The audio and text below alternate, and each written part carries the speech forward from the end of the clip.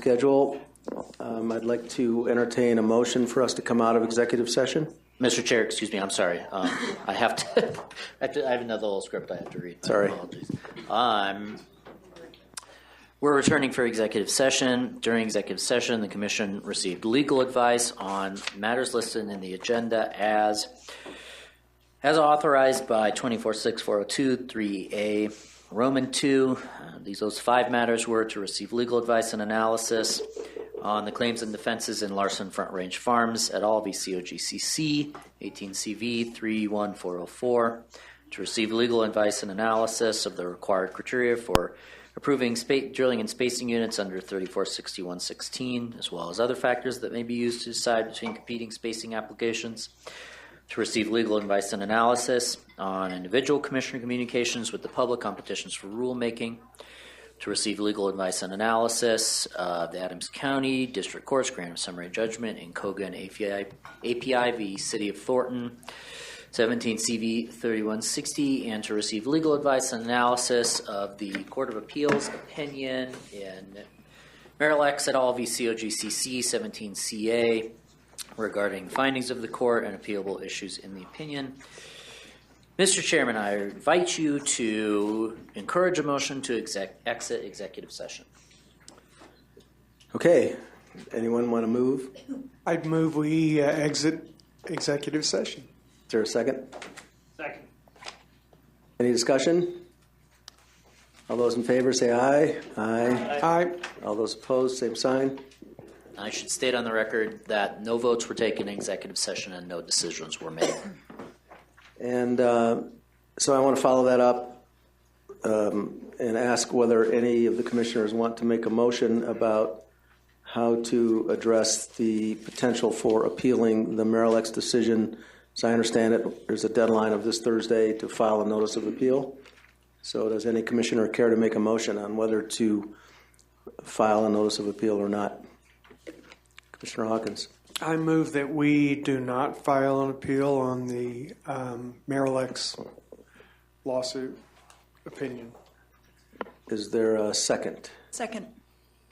And I assume, just as a matter of clarification, Commissioner Hawkins, you're referring to the one matter in that decision that was resolved adversely to the Commission? Yes, the 1 day of penalty that was ruled against us. Any discussion on the motion? All right, let's vote. All those in favor of the motion, say aye. Aye. Any opposed, same sign. Okay, motion carries unanimously. All right, that takes us to the consent agenda, but there were really several matters on the consent agenda that came up this morning in comments that we're going to address with staff here. Before I get to that, I think Commissioner Wolk had some comments on one of the matters that came up this morning in public comment. Commissioner Wolk. Thank you, Mr. Chair. As I said to the group, I would get back to you on 2 issues, and actually I'm pleased that our folks were able to provide me some information on the issue related to the doctor that testified about the VOC blood panel from Genova Diagnostics. Our department and specialists within our department have been working with her and have seen those results. They report that this is a very difficult test to perform correctly, that we're concerned that the particular lab didn't necessarily follow the protocol to avoid background VOC concentrations. As an example, maybe not specially cleaning the tubes. In addition, the test can be significantly affected by recent exposures, such as having been to a gas station. All of those concerns taken into account, the levels that were reported and that we heard today for a child are well above what would be expected due to just background exposure, and even well above what would be expected from a smoker. So for this particular individual, the nearest oil and gas site is over 2,000 feet from the school and more than 1,000 feet from the home. Our folks in our department were concerned about the validity of the results and recommended that the family consult with a clinical toxicologist to ensure appropriate testing gets done if that's what's desired. We've also looked at the wells surrounding the school and the home, none of which are currently in development. So we're still doing some investigation to figure out the most recent inspections at the site. Like I said, our folks have been working with the family for several weeks now and have spoken with the doctor 3 times. In addition, we did get permission for one of our toxicologists to speak with her naturopath about, as part of the investigation. And the further good news is that she did not report that her son was experiencing any symptoms at the current time. So that completes my report back on that particular issue that we heard during public testimony today. Thank you, Commissioner. Any comments from commissioners on that? And I think you said there was one other matter that you were looking into, or not. I may have misunderstood you. Oh, there's the second matter as it relates to the arsenal that we heard about, but I don't have any breaking news on that as of yet. So. Okay, but we're about to hear some. Yes, but I've also asked the people from our department who are involved with any and all remediation activities at the arsenal, and I haven't heard back from our folks as of yet. Thank you. I think that's a great segue to the material that staff is going to present to us about that issue. So who wants to take the lead on that? Mr. Chair, the Commission had asked for additional information on 2 matters that are on the consent agenda today. One is docket number 1804-00314, a pooling application submitted by Western Gas. The other is a spacing application. Excuse me, what group is that in? That is in Group G. The other matter in Group D, as in dog, is a spacing application. The docket number is 1803-00262. The Commission also requested information on the Swan Permit that we heard several comments about this morning, and also Boulder County matters in general. I have some staff here who can provide you with some basic information on those. We also have the attorneys for Western Gas and Petro to provide you with information about the applications that they submitted. In whichever order you wish to go. Does staff have a preference? Director Murphy, how you want to approach this? My suggestion would be to take the 2 items that are on the consent agenda up as a matter of your consideration of consent so that we kind of keep that process uniform, and leaving Boulder County kind of, maybe we just start there would be my suggestion. Sure. Is that Mr. Rouse? Boulder County and Swan. And Swan. Yep. And so Mr. Rouse is here on the Boulder County, and Greg Dronlow, if you want to come up too, we might as well get some efficiencies and seating priority. And Greg Dronlow, our environmental manager, is here to give an overview of where the Swan Permit is in terms of COGCC's process and the steps that remain. Thank you. Mr. Rouse?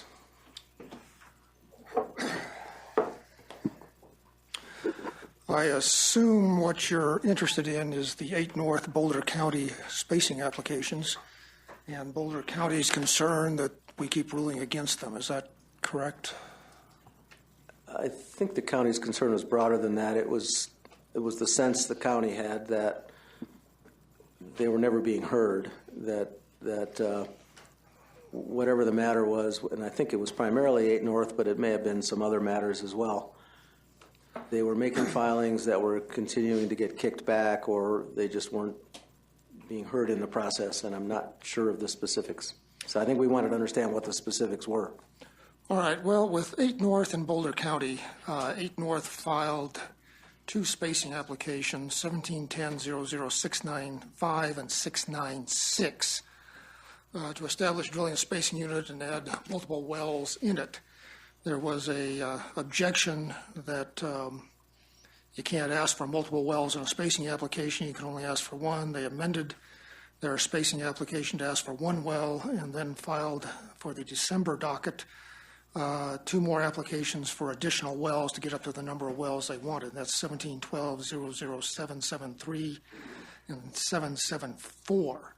I think there needs to be a couple considerations here as to the process and what's going on here. The first is that Rule 519A provides that the Colorado Rules of Civil Procedure apply to the extent they are not inconsistent with our own procedures and rules.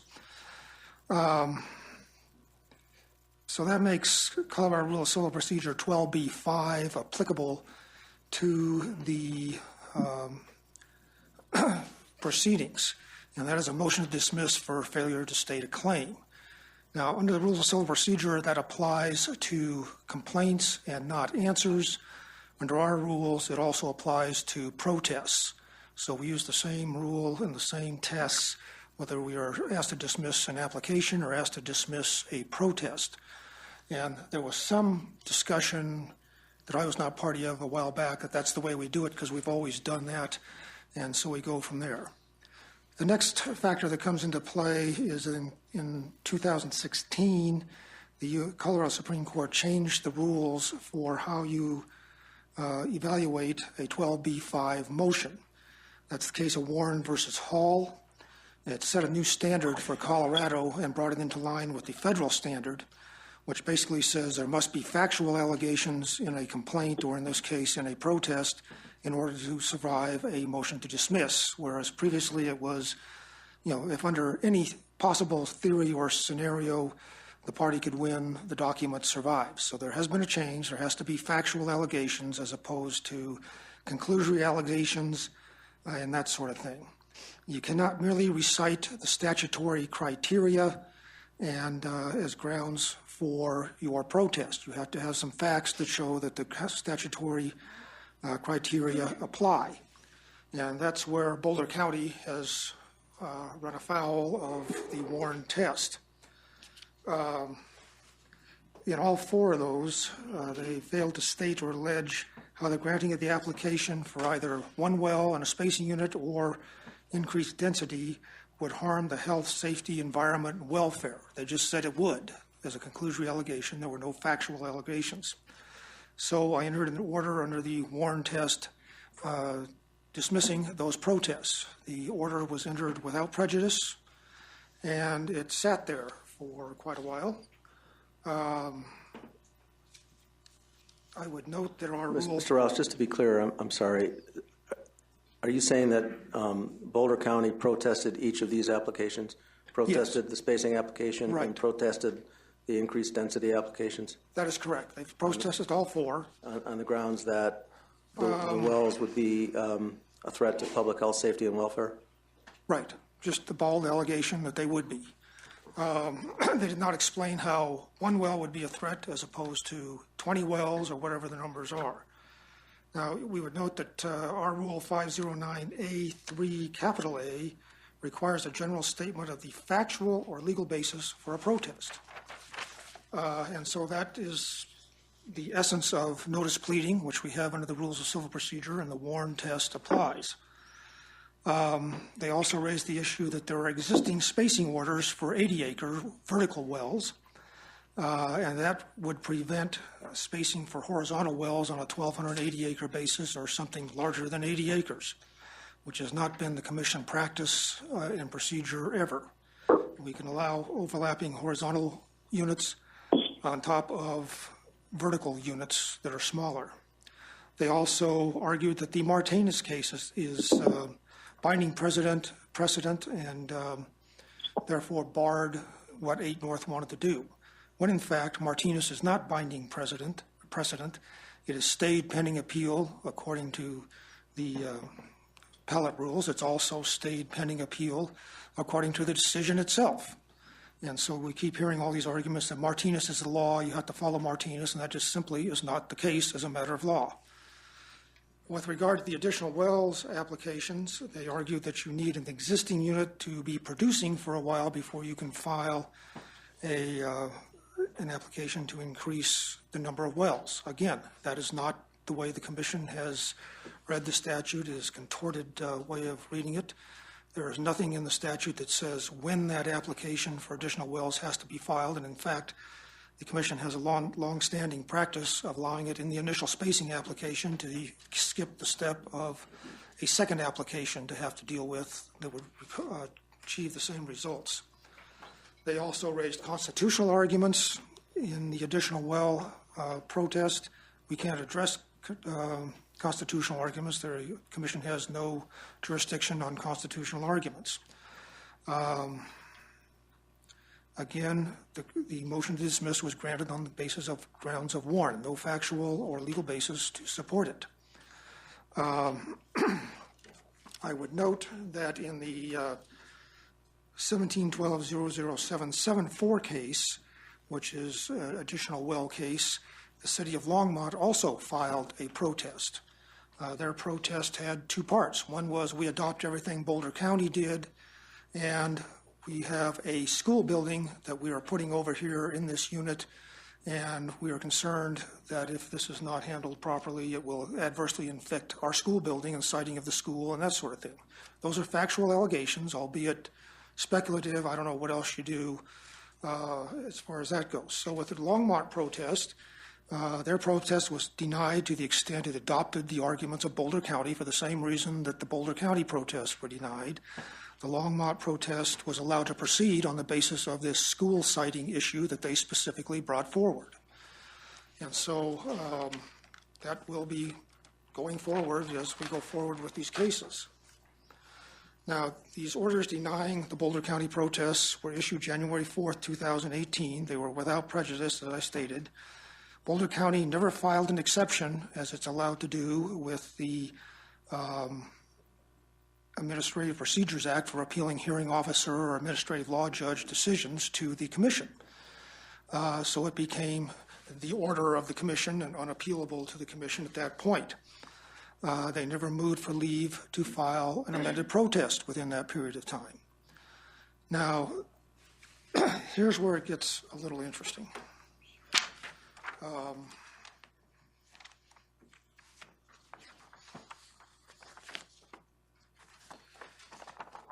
In the 17-10-00695 case, they just upped and filed an amended protest.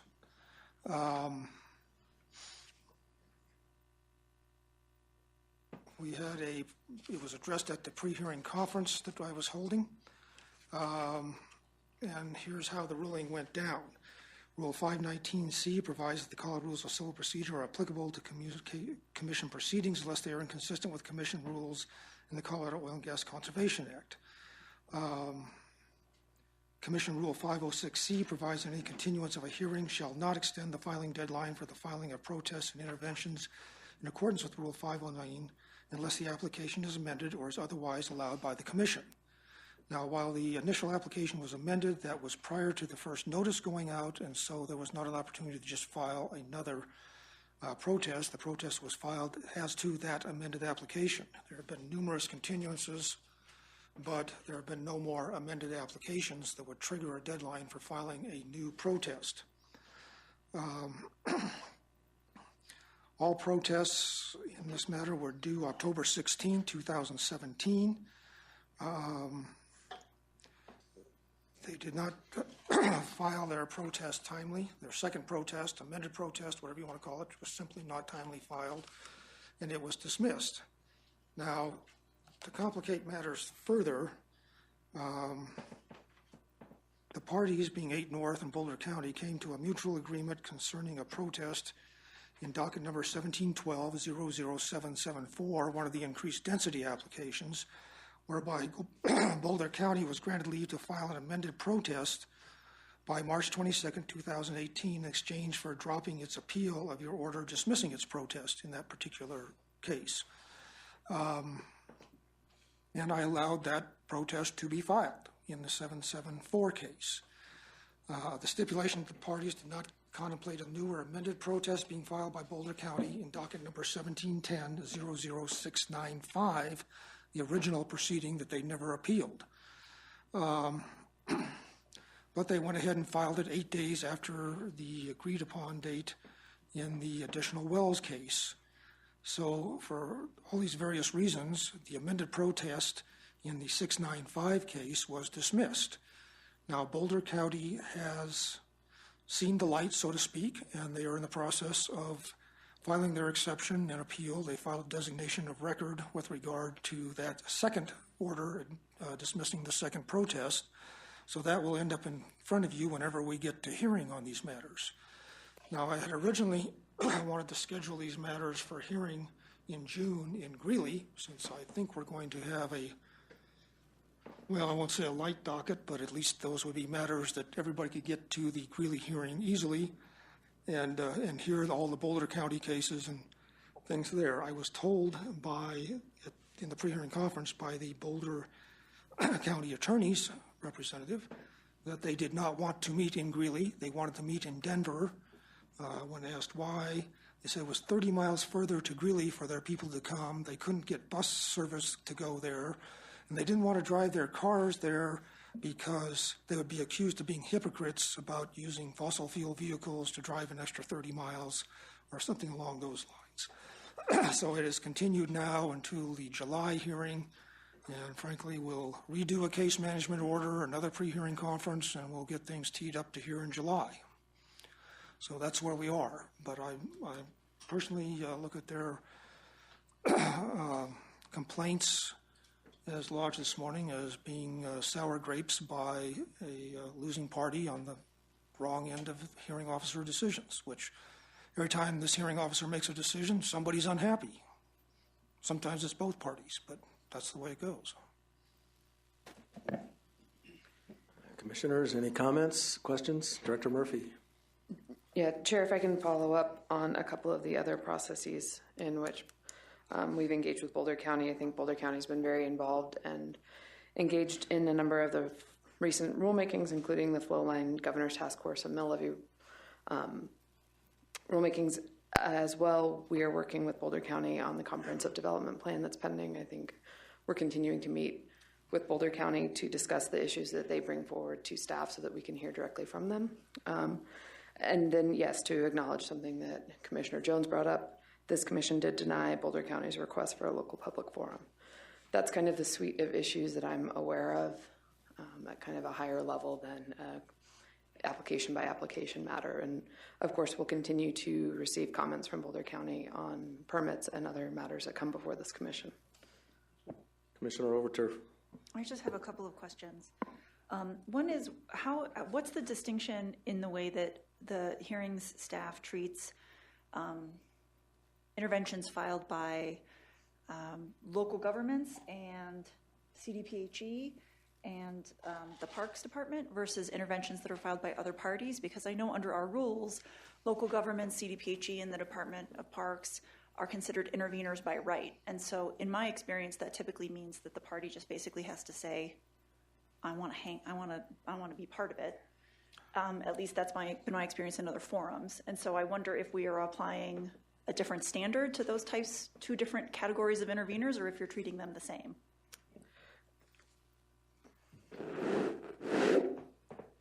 Can I just ask a clarifying question of Commissioner Overturf? You use the term intervener. There's a difference in the rules between intervention and protest. And what I was hearing the hearing officer say was this was filed as a protest, and I'm not sure. I think there's a different process under the rules, but I'm not sure if that makes a difference for purposes of your question. Yeah, Commissioners, if I might clarify, it was filed as a protest and intervention. It was not clear which part was a protest, which part is an intervention. But we do hold them to the same standard of pleading, which is a simple and clear factual protest or statement as to why they should be allowed to intervene. Now, an intervention by right takes away any standing issues. We don't look at whether they have standing. They have standing. They have intervention by right. But they still need to address their concerns under the Warren case in somewhat of a factual basis, not just you're going to ruin the environment.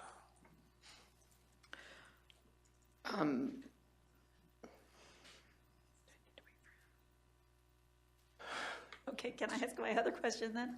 I don't think this one's totally been answered, but I mean, Director Murphy? First, I think that the rules use intervener and protest somewhat interchangeably, which has led to confusion from a number of folks.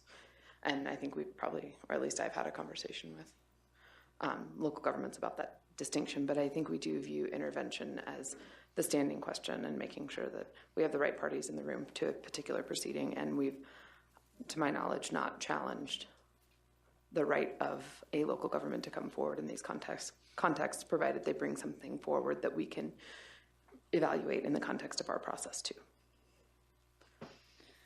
Okay, and then I guess with regard to whether the protest / intervention / whatever we're calling it is sufficient, did 8 North oppose any of these? Were they opposed? Yeah, they filed motions to dismiss the protest / intervention. Hence, it comes in front of the hearing officer for ruling.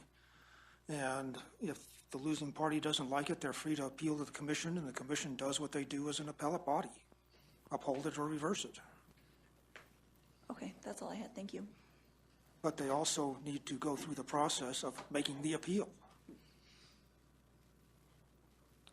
So just to follow up on that, as I understand it, even though you dismissed the protest of the spacing application without prejudice, it effectively became with prejudice in your mind because they never appealed it.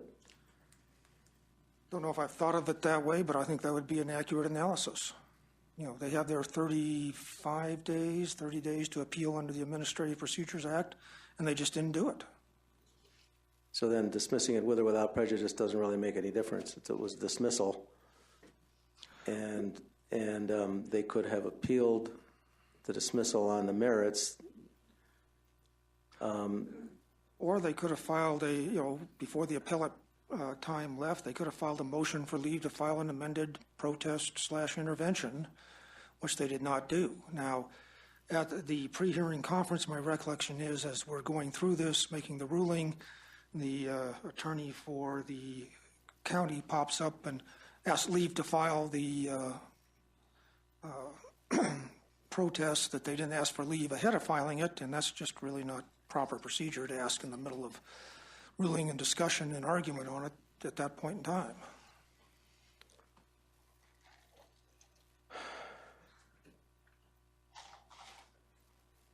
Any comments or questions from commissioners to follow up?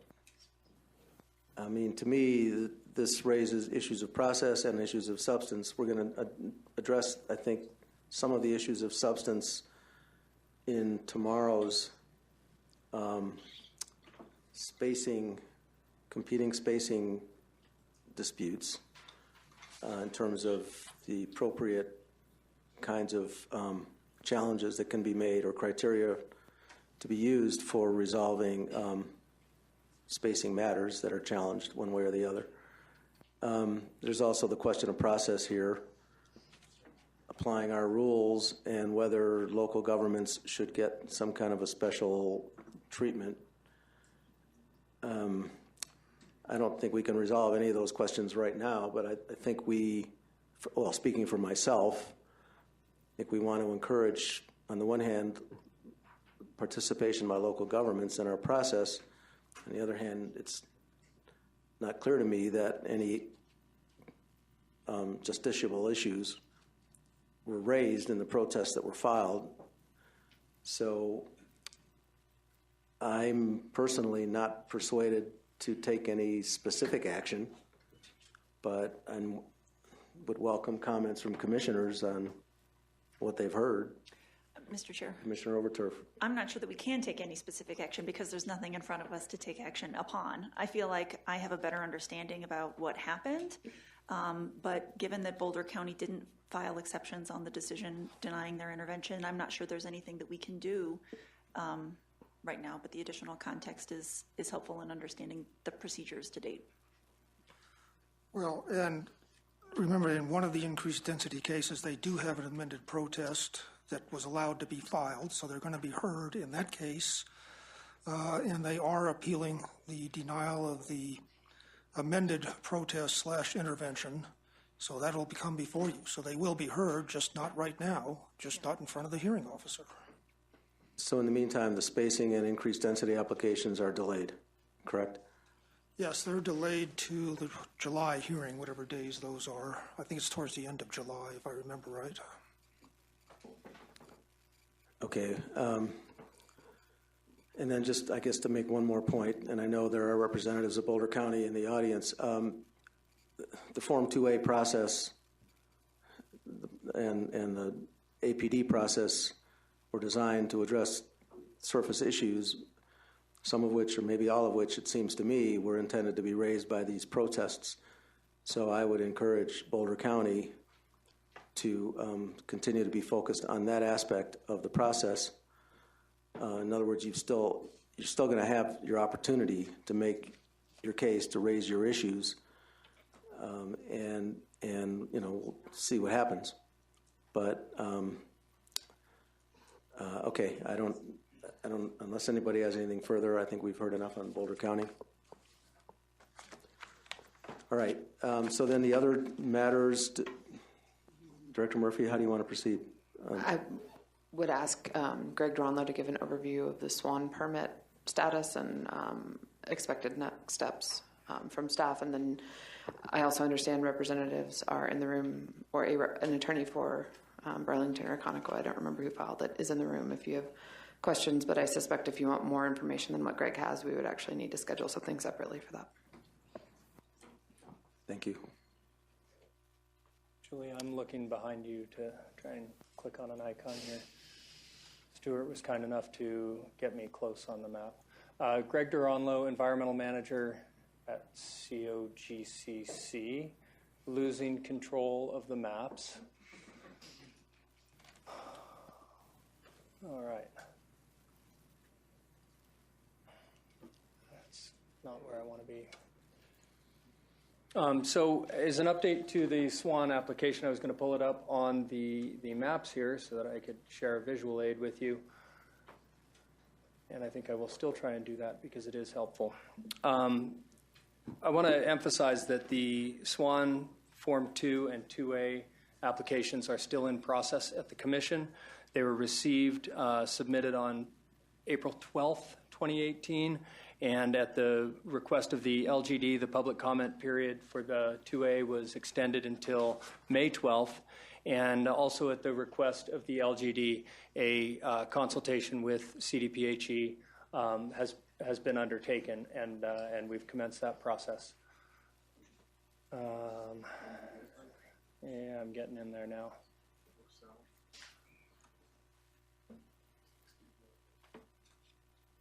I'll do it that way. Thank you, Kent.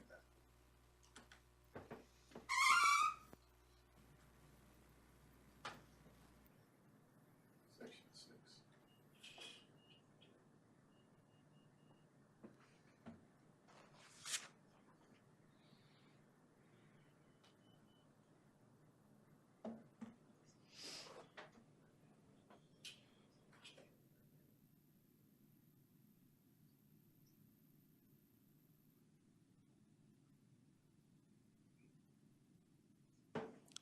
This makes for exciting audio. I was going to say, for the record, Mr. Duranlo is playing with the map. Yep.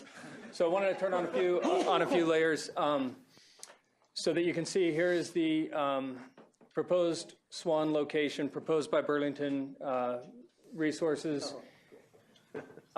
Here is the Watkins Farms subdivision, from whom you heard from several of their residents. And again, this application is in process, is in review. One of the issues being reviewed during this process is whether or not the development affects safe egress from the neighborhood. COGCC has met on site with CDPHE to look at the access, egress, and overview of the location. COGCC has also met with Burlington Resources to discuss emergency egress from that neighborhood, and according to the operator, the egress was developed in consultation with the local emergency responders. The site as proposed is not a designated setback location. All of the wells and facilities are greater than 1,000 feet from the nearby homes. However, with that said, COGCC is pursuing a pretty extensive suite of best management practices from the operator. It would look a lot like a designated setback location by the time our review is complete. The surface development is listed to be 12.8 acres, and that disturbance includes 10-foot high berms on the east and west sides of the pad. And the surface development is incorporated into the surface owner's plans to develop the undeveloped acreage that you see in this area with residential and commercial. In fact, the area is part of Prosper Farms, I believe, 5,000-acre planned development, which would bring over 7,000 homes to this area. The application was previously and informally considered by COGCC when it was brought to us by Arapahoe County. So the county government brought us an application that was in their hands and asked us what we thought about it. In that application, the access was actually off Imboden Road here.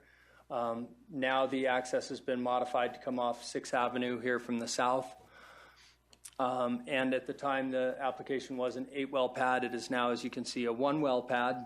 If any additional wells get proposed on this pad at a later date, they would be subject to all the rules in place at the time of those applications. Adding wells to a pad triggers a new Form 2A process. So our process here, our review process, would be initiated again. And I'll just ask if, Kent, do you have anything you'd like to add to this?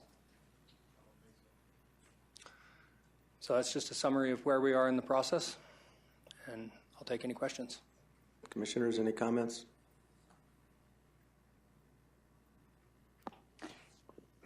Commissioner Hawkins? I guess one of the concerns that was brought up today was that this is being looked at as a one-well site, and it's most likely going to be a multi-well site. Is that anything that would change the way you would evaluate it? Well, I would say that the proposal of one well on this pad is not inconsistent with other applications filed by this operator in Arapahoe County. It appears they're, really trying to suss out how many wells it will ultimately take to drain the resources.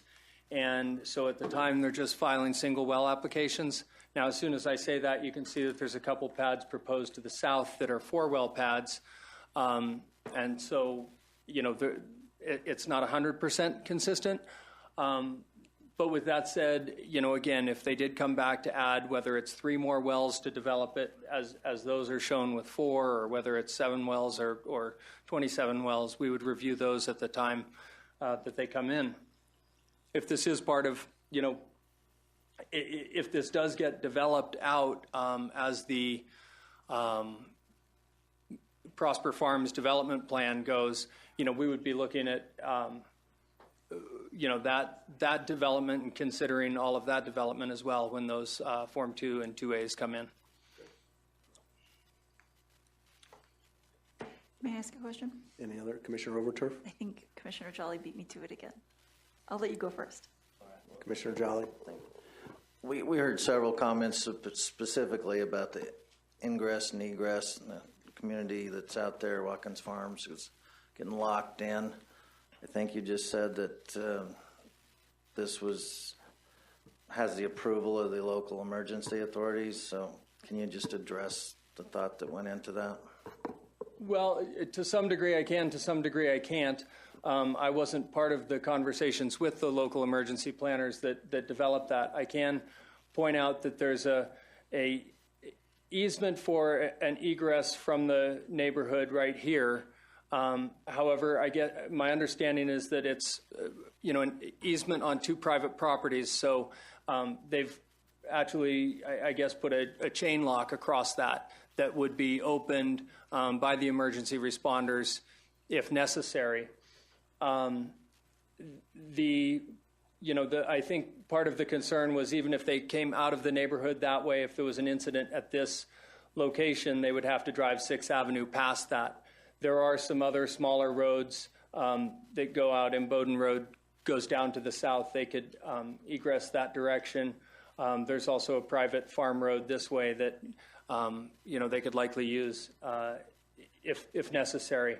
The other thing that we understand is that Burlington is working on a plan to develop an egress out of the north half of this neighborhood that would go to the north and then tie into this. Again, it would be restricted access for emergency only. Our understanding from the emergency responders is that they expected to be able to respond to this site in 10 minutes and could get those gates unlocked at that time.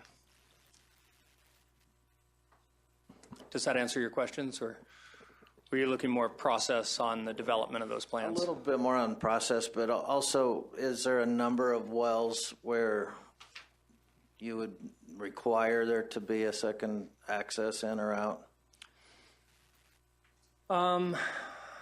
Specifically, no, I can't say that there would be.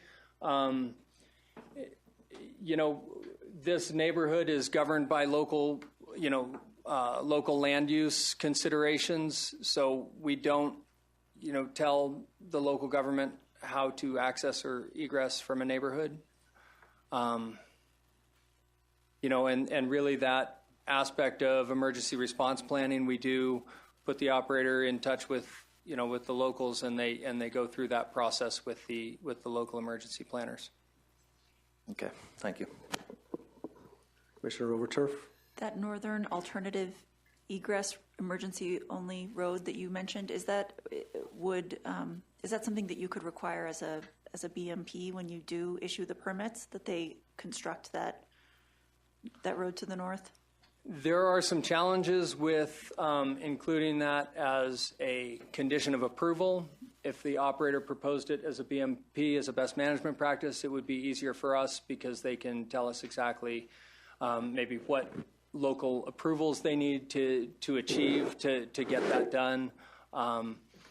In other words, if we tell them they have to build a road somewhere and they can't get the county permits to build the road, that makes it pretty challenging. If they tell us that they've got the permits and they're building the road, then that's a bit easier for us. Okay, thank you. Commissioner Agar? So you indicated that that one well was somewhat consistent with what's going on by that operator in that area. But what about the size of the pad, 12 acres for one well? Is that something that seems unusual, and how in the 228 process do you guys look at how much surface disturbance there is? Sure. So that is also a consistent size for this operator. That said, I think an argument could be made that 12 acres is a pretty large pad for one well, even for the equipment necessary to support the horizontal rig and the frac on a large well like that. The way the pad is designed, however, is consistent with the surface owner's development plans, and so it includes the berms, which provide visual mitigation, and it includes their stormwater management, all of their drainages and ponds and topsoil stockpiles and things like that. So all of that is included in that 12 acres. It still leaves a relatively large flat pad size in the middle of that disturbance. Okay, thanks. Any other questions, comments from commissioners? Commissioner Jolly? Yes. I think it was this pad, there was a couple of comments that there were better site locations for this pad.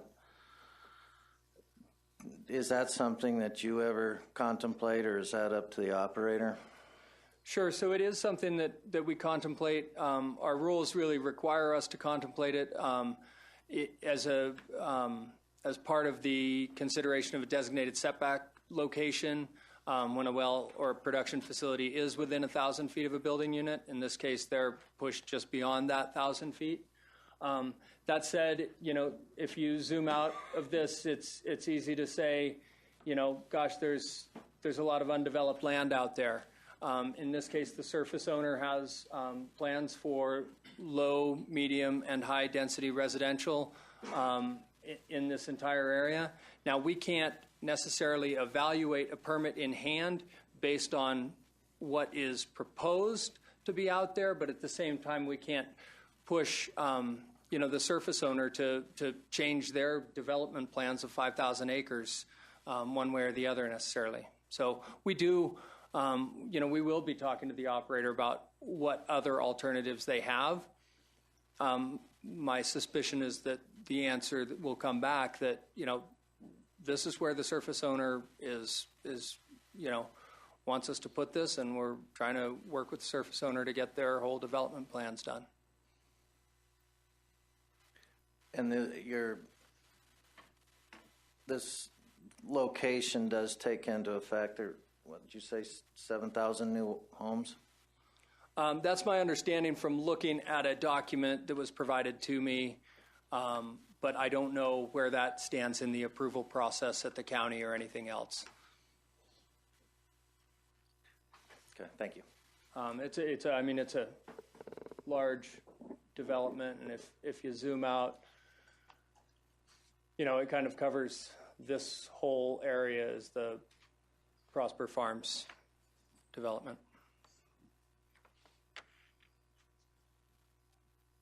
Any other comments or questions? Thank you.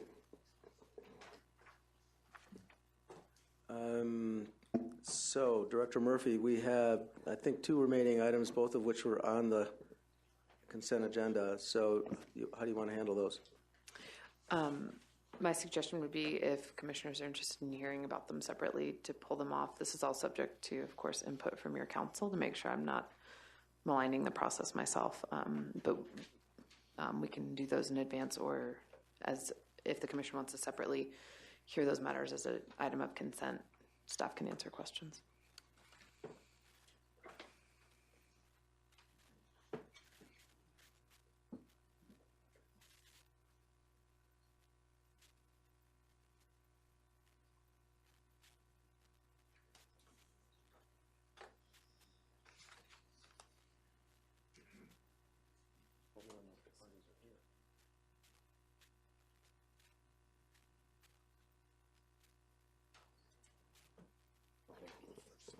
All right. So let me ask on the first matter that we talked about, which was I think it was the Rocky Flats spacing application in the area of the Rocky Mountain Arsenal. And remind me which one was that in Group D? D, Mr. Chair, is in dog. So we had some questions, right? Okay, Group D. So we had some questions about that the commissioners had and that were raised in public comment, but I'd like to know whether the operator or the operator's council is here to potentially participate in answering those questions, or whether we should maybe defer this discussion until later in the proceedings and give the operator a chance to come and talk. Operator's counsel, Joe Pershala, is here and can answer questions. And then we also have Stuart Ellsworth from our staff available somewhere in the building. Okay, great. So then how do you want to proceed to address the concerns that were raised? I might take a quick cut at it. My understanding is that the proposal for the spacing unit affects lands that are not within the arsenal itself. The drilling and spacing unit is not within the arsenal itself. It's adjacent to it, or not adjacent to, but nearby. And then from there, Stuart has relayed to me that we're in close contact with the folks at the arsenal who are overseeing it, including CDPHE, in terms of any concerns that they may have and would engage on those. My understanding is that the concern about groundwater movement and contaminant plumes are in the upper aquifers, and that COGCC's cement casing rules and the process for permitting the actual well itself and the application for permit to drill would consider factors like that. Our hearing officer, in identifying the concerns identified by Our public commenter today, he also filed a 510 statement in the docket itself, talked about concerns in these superficial aquifers, and Mr. Rouse, or Hearing Officer Rouse, in evaluating that cementing would be required below the Fox Hills Laramie, would address those concerns. And so it wasn't truly a spacing concern, but it is something that will continue to be evaluated as development progresses. So there are plenty of folks in this room with more technical knowledge than I have about this, so I'm happy. If you have follow-up questions, let's direct them to those folks. But that's my understanding of the matter as it stands. So one of the follow-up questions I'll have, maybe for Mr. Pachala, is whether the DSU, the proposed DSU, includes any federal land, any federally owned or managed property, and whether that makes any difference in the Commission's consideration of the spacing application. So I guess that's the cue for Mr. Pachala to come and talk to us. Good afternoon, Commissioners. Joe Pershala, Wellborn, Sullivan, Meccan-Tooley, on behalf of Petro Operating LLC in docket number 00262. To answer your question, Commissioner Boygan, there are federal minerals within Section 10 of the proposed DSU. There are no federal minerals in Section 11. There is no federal surface involved in any of the lands within the DSU. The DSU is approximately a mile away from the Rocky Mountain Arsenal. There are extensive EPA records of decision that govern the on-post reclamation efforts, and there's an off-post record of decision that addresses the migration pathways that Mr. Jelinek brought up earlier today. And I wasn't here to see the exhibit that he had posted. I believe I've seen it in the papers that he has submitted. If it was a very large blue area that he was claiming is a dim plume, I'm not sure where that came from, but the migration pathways that are identified in the records of decision are much smaller than that. There's two of them, northwest and a north. Both of them incorporate extensive mitigation measures, including bentonite walls to prevent the continued migration of any contamination in the groundwater. There's also a number of extraction wells that are located within those pathways to pull out any contaminated water. Extraction as in the noun? Not the operator. As in the noun. Not the company. Correct. And so all of that has been addressed. And as Director Murphy explained, is that we're talking about groundwater, surface casing issues, not the development of the proposed formations. I think also this matter was properly noticed to CDPHE. There was no protest from CDPHE. CDPHE, as I understand it, filed a lawsuit in 2017 against the federal government to force the government to comply with state regulations with respect to the cleanup efforts. So this is a very well understood matter beyond the Commission and beyond the oil and gas impacts. I'd also note that Mr. Jelinek brought up issues regarding injection. There are no injection wells being proposed on these lands. I think that about, and he also made a comment about that the appropriate government agencies weren't noticed. As I said, there are federal minerals within the unit. The BLM was noticed. We've been in communication with the BLM. BLM has not raised any issue with respect to the Rocky Mountain Arsenal or these suggested plumes in the groundwater. Can I ask, for my own edification, when federal minerals are included in a DSU application, what's your process for getting? Does BLM have to sign off on that? BLM has the ability to protest, as does any other of the federal owning agencies. And if we receive a protest and it doesn't get worked out by the parties, it goes to the feds. And that's pursuant to our MOU with the federal agencies. So if the parties, the federal feds and the operator work it out, it comes to us for spacing or pooling. So here there's been no protest by the BLM or no? We have been in contact with BLM. BLM advised that there is unleased railroad right-of-way minerals owned by the BLM within the unit. We've been in contact with them. Their request is that the order include language that the applicant agreed to a communitization agreement and also obtain a federal lease and permit before penetrating those federal minerals. So we've been in contact. Following that contact, there was no protest filed.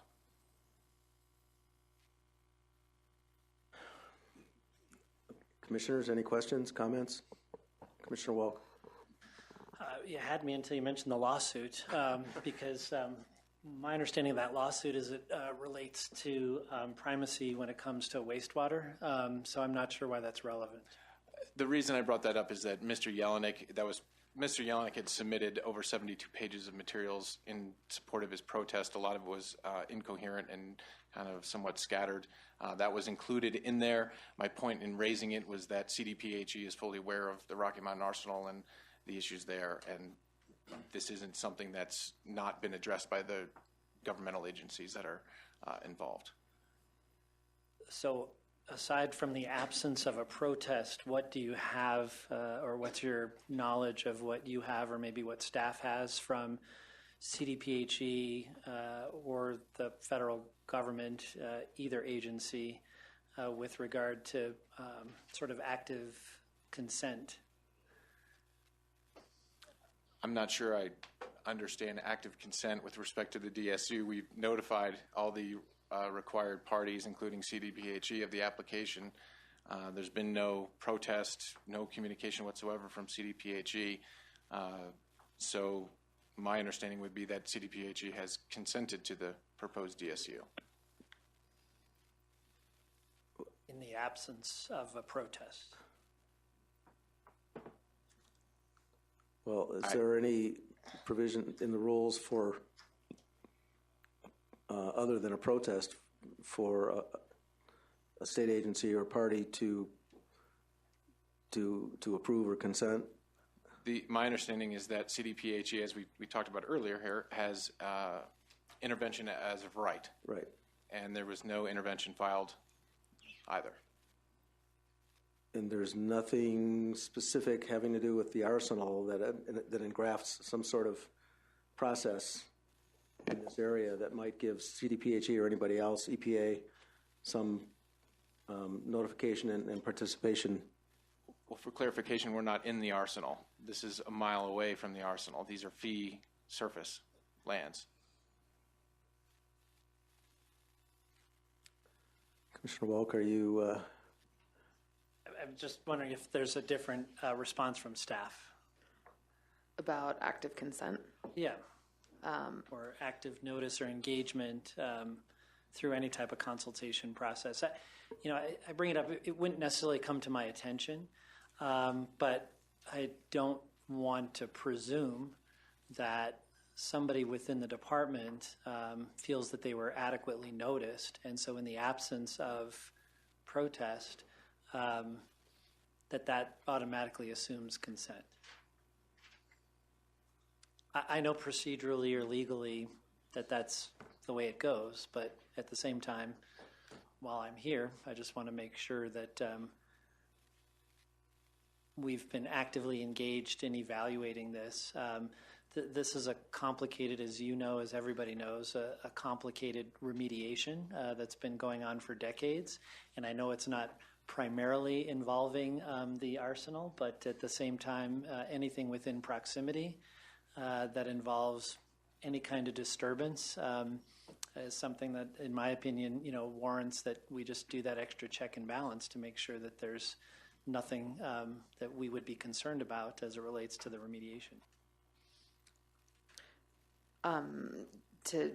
Maybe this is an unfair answer, but to answer Commissioner Boygan's question, I don't believe that there is anything specific in our rules around treating the arsenal or its adjacent lands and minerals differently than any other spacing process for COGCC's typical process. So that being said, I hear your concerns. I'm happy to make sure that Stuart is engaged with Kent or somebody on your staff as the drilling permits come in. Because to me, that's the technical piece of looking at where the impacts could be. I'm wondering whether we can do this in sort of a two-step process, whether we could defer consideration of this matter until tomorrow, until the end of the proceedings tomorrow, and give Commissioner Walk perhaps the opportunity to check with his staff to see if there are concerns. And then based on that, we can decide whether we're okay keeping this on the consent agenda or whether we might want to pull it off. Is that a process that, Mr. Davenport, is that a process that we can engage in? So I think I caught what you were saying. I want to direct the commission to Rule 520, which does discuss the process for the consent agenda. And we've had discussions about this before. Your process on the consent agenda is that if you have questions about any matter that's on the consent agenda, you may ask clarifying questions. And if for whatever reason, after asking your clarifying questions, you still are not prepared to approve that matter on the consent agenda, any commissioner may remove that particular matter from the consent agenda. You do not need a motion. You don't need the consent of the rest of the commissioners to do it. Once it's removed from the consent agenda, then there are two options.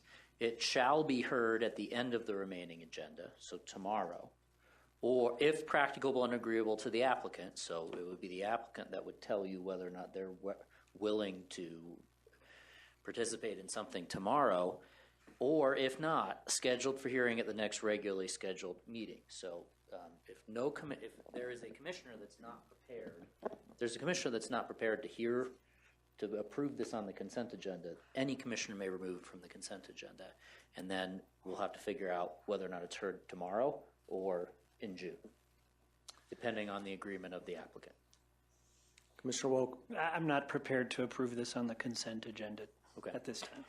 So then it's been removed now, and the two options are it can be heard at the end of the remaining agenda, so that would be tomorrow, whenever everything else is done tomorrow, or if that's not acceptable to you, Mr. Pashala, then scheduled for hearing in June. Mr. Pashala.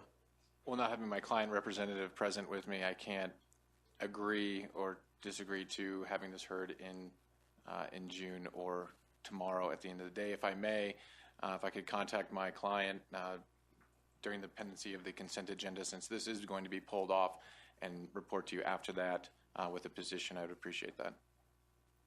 I think that's fine. I think that's no reason to object to that.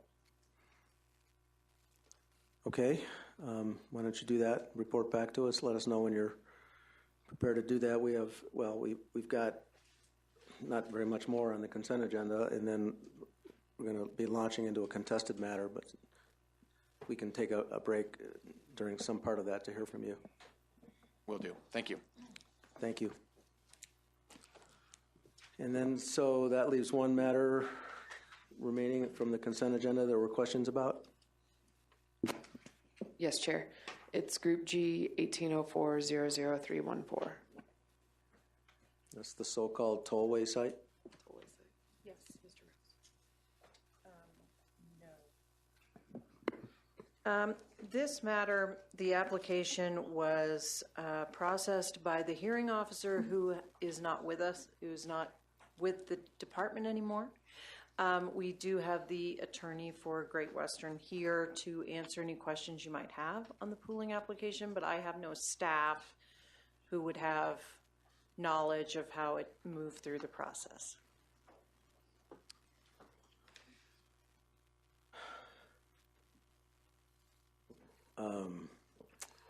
So, I'm not sure how to proceed. We heard generalized concerns from members of the public about this project. It's a spacing application, correct? It's a pooling application. Oh, I'm sorry. Mr. Chair. It's a pooling application, right? So perhaps Ms. Wasilensky can enlighten us, and then we can decide how we want to proceed. I'm Counsel? happy to. Yes. This is Kelsey Wasilensky, Jost Energy Law, on behalf of Great Western Operating Company. I'm happy to address any questions or comments you all have about this application. May I give a brief overview? Please do. This is a pooling application filed on March 1st by Great Western Operating Company, LLC. It comes after approval of the spacing application for a 1,280-acre unit at the March hearing, which approved 26 wells for development of the Codell and Niobrara formations. We received no protests to the pooling application. There were, I believe, 3 Rule 510 statements filed. Following the spacing application, Great Western did, as Mr. Ryder spoke to you this morning, did conduct outreach and reached out to all parties who made comments to the spacing application. They did the same for the 3 parties who made comments to the pooling application. Again, no formal protests were filed to this matter. Commissioners, any questions? Director Murphy, did you have a comment? I would offer that while Hearing Officer Hazelton, who initially took this case on and moved it through, isn't here to explain exactly what she did, staff did review this and did finalize a portfolio and run it through the normal courses that we use on any matter to ensure that the application and filings comport with our rules. May I, Mr. Commissioner Overturf. I don't have a question for you, Ms. Woslinski, but I do have a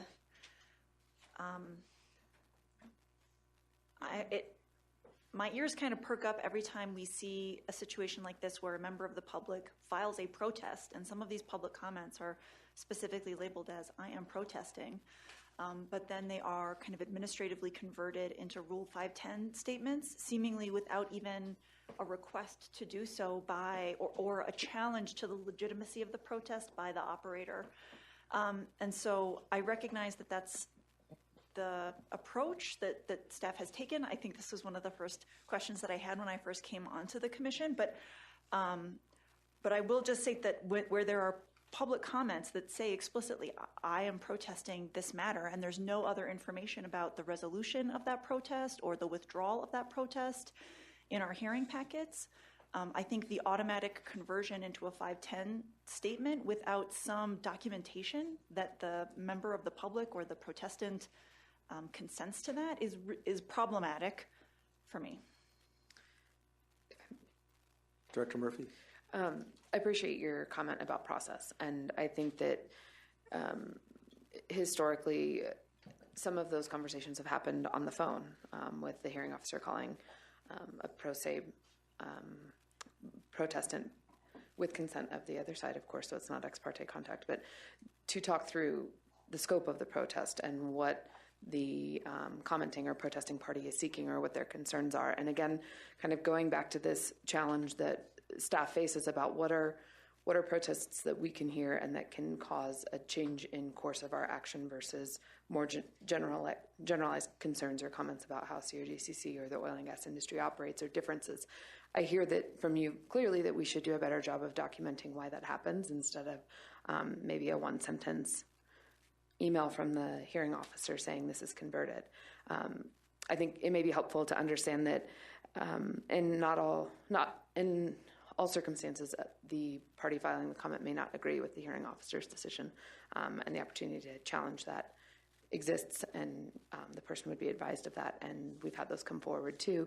In some cases, parties do consent to it as well or withdraw it. But I hear you, and I think we can do a better job of documenting how it was decided, because sometimes it's a phone call, sometimes it's a pre-hearing conference in which the hearing officer is explaining what the process is and what pooling is here to decide. So that probably isn't abundantly clear from the papers. And I think this is a unique circumstance where the hearing officer that probably dealt with these isn't here today and so can't provide that documentation. But I think to the extent we can document it in the final order, or these protests were received, they were converted to 510 with the consent of the protestant or something like that, I think that would make the record a lot clearer.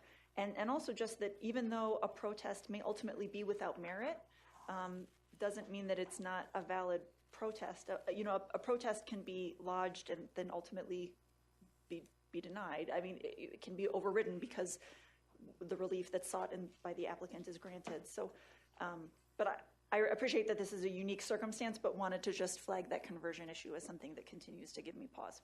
Thank you so much. Commissioner Agar. Yeah, I had a question about the outreach. The landman who spoke earlier today, I noted it sounded like additional information was provided, maps that didn't just have legals on it. But I had in my notes that there was a meeting last Thursday night that Great Western held. Was that specific to the tollway sites? That was, yep. That was the local permit neighborhood meeting.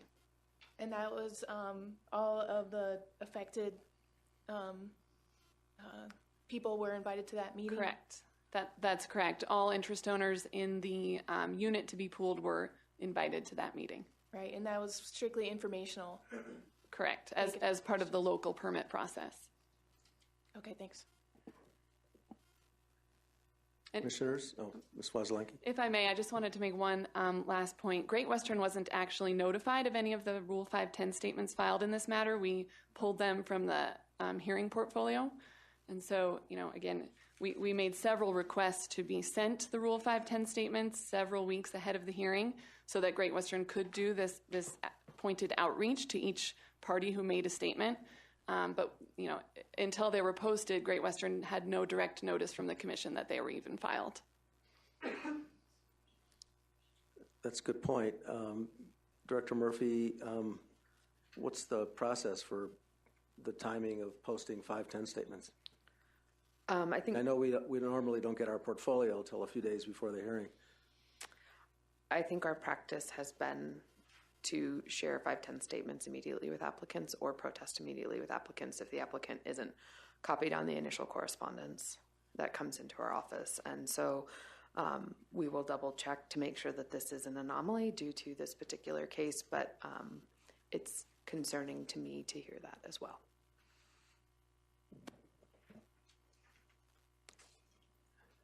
Commissioners, any other comments, questions? Thank you. Thank you. Does any commissioner want to pull that item off the consent agenda? Okay, hearing none. I need to ask, before we launch into the consent agenda, I need to ask whether there are any recusals, and because we're on the consent agenda, unless there's some other item that I'm not aware of. No, Mr. Chair, you're right. Okay, so I will start on recusals. Two items. One, I've said each time, and I'll say it again. I have in the past done legal work for extraction. I'm now opposed to extraction on several matters. So I think I can be impartial with respect to extraction and bison exploration if it's on any of the matters. So I don't intend to recuse myself from any of those matters unless a commissioner has an issue with that. But I will recuse myself from the Conoco matters in Group O. So I'd like the record to reflect that I'm not participating in those matters. Anybody else have a recusal item? Commissioner Agar. I'm not going to recuse myself, but I'm just disclosing that I do work for BP in La Plata County. I don't work on drilling and spacing applications, or pooling applications. And so I feel like I can vote, but I'll listen to any objections. Hearing none. Anybody else have any issues they want to raise? Okay. Well, I'm not sure there's any additional discussion we need. Hearing Manager Bryan?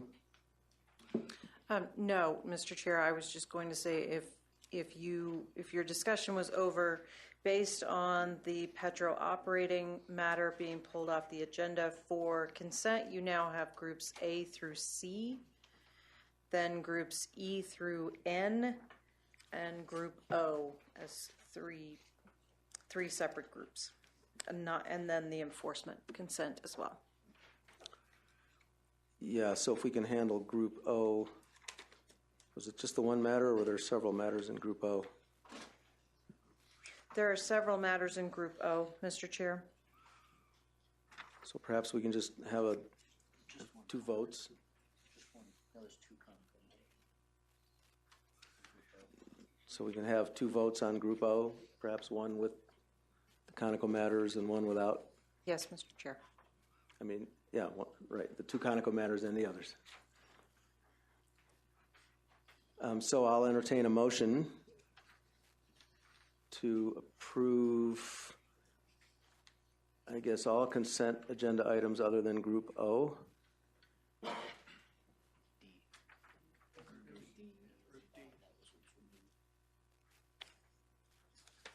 Why would we be approving it if it was removed? Oh, except for Group D. Yes, sorry. I'm a little slow. Still catching up to my chair duties here. I'll make a Chair motion Huck. that we approve the consent agenda items in Group A through C and E through N with the exception, well, and I guess we can say in Group O with the exception to the ConocoPhillips matter, which I can read that docket, 180-400-278. I think there's one other. To find it. Okay, yeah, 180-400-313. Is there a second?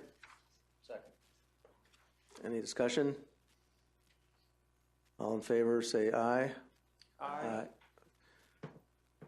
All opposed? Okay, motion carries. And then I'll entertain a motion to approve the two items in Group O that were pulled off. I'll make a motion that we approve the items in Group O by ConocoPhillips, that's docket 180-400-278 and docket 180-400-313. Second. It's been seconded. Any discussion? All in favor, say aye. Aye. Any opposed? Motion carries unanimously.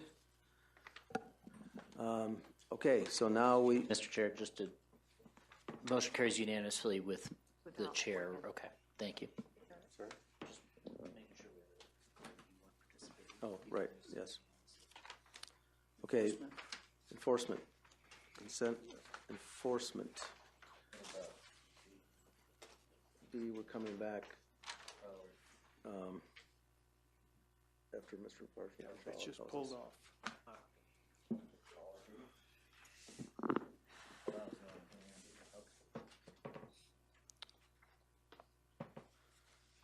Okay, so that takes us to the consent enforcement agenda. Any commissioners have any questions or comments about the enforcement agenda? Commissioner Overturf. I have questions on two of the enforcement matters, the Laramie matter and also the SRC energy matter.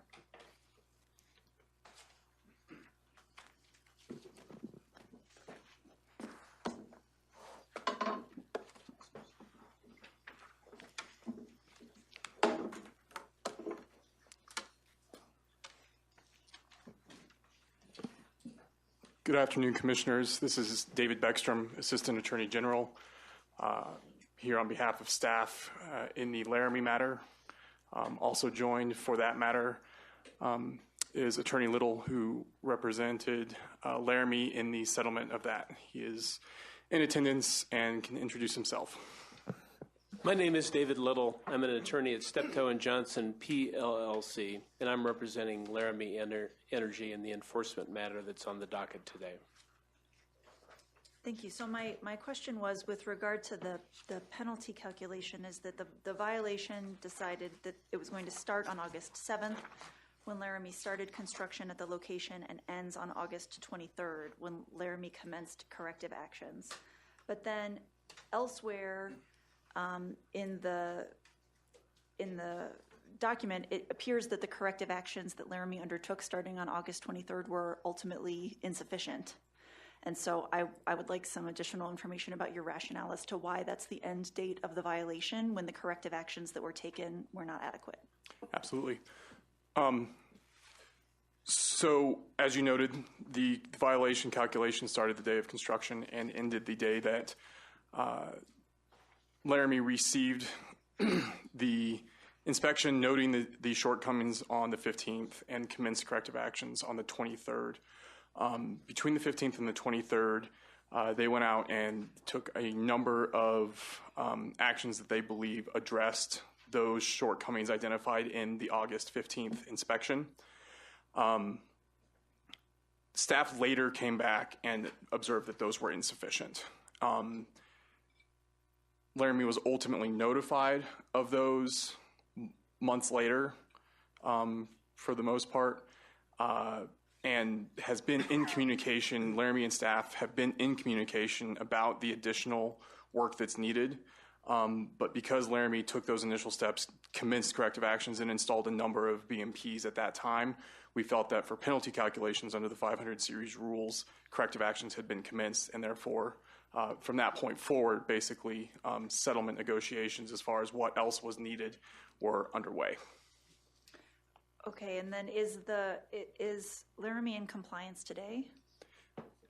They are not currently in compliance. They have until June 1 to go complete all, I believe it's June 1, sorry.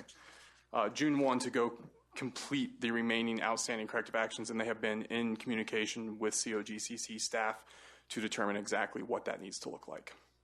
And so is it staff's position that any violation from August 24th till today, that you would not be able to pursue that in an enforcement action because it's all rolled up into this violation that's being resolved with this Any settlement? violation addressed under the 1002 series rules for which the NOAV was originally issued and for which this settlement would encompass, staff's position would be those violations would be part of the ongoing settlement negotiations that led us to the AOC and therefore would not be the subject of additional enforcement actions. Any other violations that may come up as a result of that would potentially be subject to additional enforcement actions. And then so when you made the decision to end the penalty on August 23rd and you saw the actions that Laramie had taken to date, was it staff's position that they really made a good faith effort and they just sort of fell short a little bit, or was it like kind of when my kid cleans his room and it's like moving stuff around but not really trying that hard? I mean, did you feel like they had made a good faith effort to come into compliance with the rules and had simply fallen short of the standard? I think that is a fair summary. I think that the stormwater rules as currently written leave room for a lot of back and forth between staff and operators at times, and as a result of that, this process was iterative, and the initial efforts completed on August 23rd were deemed insufficient ultimately, but I think saying that there was a good faith effort to get out there and address those concerns is a fair characterization. Okay, thank you. And then I also had a question on, are there other commissioners that had questions on this matter? Not to monopolize things. Go ahead. Commissioner Overturf. I get to be the fake chair now. So I also had questions about the SRC energy matter. Yes, Commissioner. Steve Kirshner, Enforcement Officer here for staff on the SRC energy matter. Thank you. If my understanding is that the violation for which the commission is assessing penalties is regarded, the cause was deemed to be the placement of the light, not the release of gas to the surface. And so my question is, why does the violation start on May 5th, which is the date that the gas reached the surface? And why does the violation not start on whatever date it was that they installed the light, where they installed the light? Sure. So the violation is a violation of Rule 606AH, which requires that sources of ignition are permitted only in designated areas located at a safe distance from the wellhead or flammable liquid storage areas. And it was staff's determination that the tank itself did not become a flammable liquid storage area until flammable liquids or gases were routed from flowback to that tank. Per discussions with SRC, that occurred on the 5th. So that was the first date on which it became a flammable liquid storage area. Okay, thank you. That explains it. Commissioners, Commissioner Agar. Yeah, I was having computer issues this morning and could not bring up the incident report. Can you describe the severity of the injury to the third-party contractor? I believe Dave Coleman from SRC Energy should be here. I don't know. Who was this morning? Unfortunately, I don't have extensive details on that, and I feel like I'd be getting a little bit over my skis in attempting to do so. I don't know that we have any staff on hand who has any more information about that. Minor. Okay.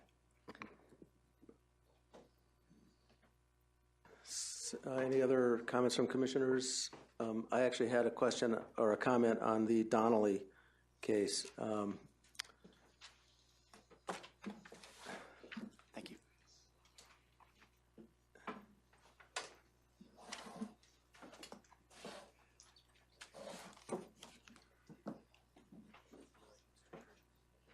Yes, Chair Boygan.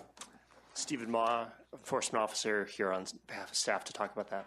Thank you. So this is another one of those situations where we've got an operator that's basically incapable of performing. Here, an elderly widow. You've suspended most of the fine, but it's pretty likely, it seems to me, that the remaining fine is not going to be paid either. And so you provide that if the fine's not paid, you revoke their ability to operate, which is obviously, just a symbolic gesture.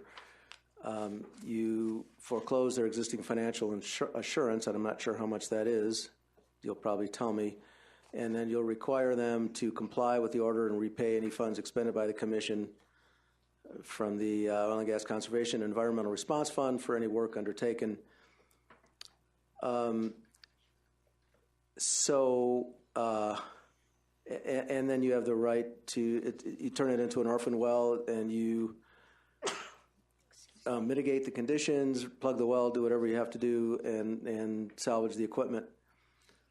So I have a couple of questions. Number one, is there any potential value to this well? Are there any reserves, any reason to think that somebody might actually buy this property? And I guess it's a two-part question. If so, what are we doing in order to assure that any successor is bound by this order? Do we put some kind of a lien on the well or something else in the public records?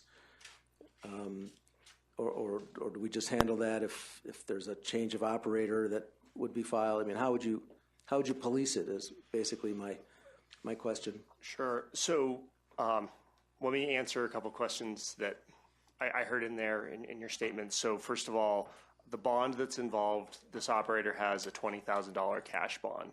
So that's the amount of the bond. In terms of potential future interest in the well or what have you, there was attempt by the operator, by the principal, Jacqueline Donnelly, and the people that she's worked with to sell the well. They've been unable to do so. So in this instant case, based on that, I don't have a lot of belief that would be the future for this well. I think where it's headed is that this well will be plugged and abandoned. In terms of future enforcement, we do have language within the order. Pardon me for just a moment.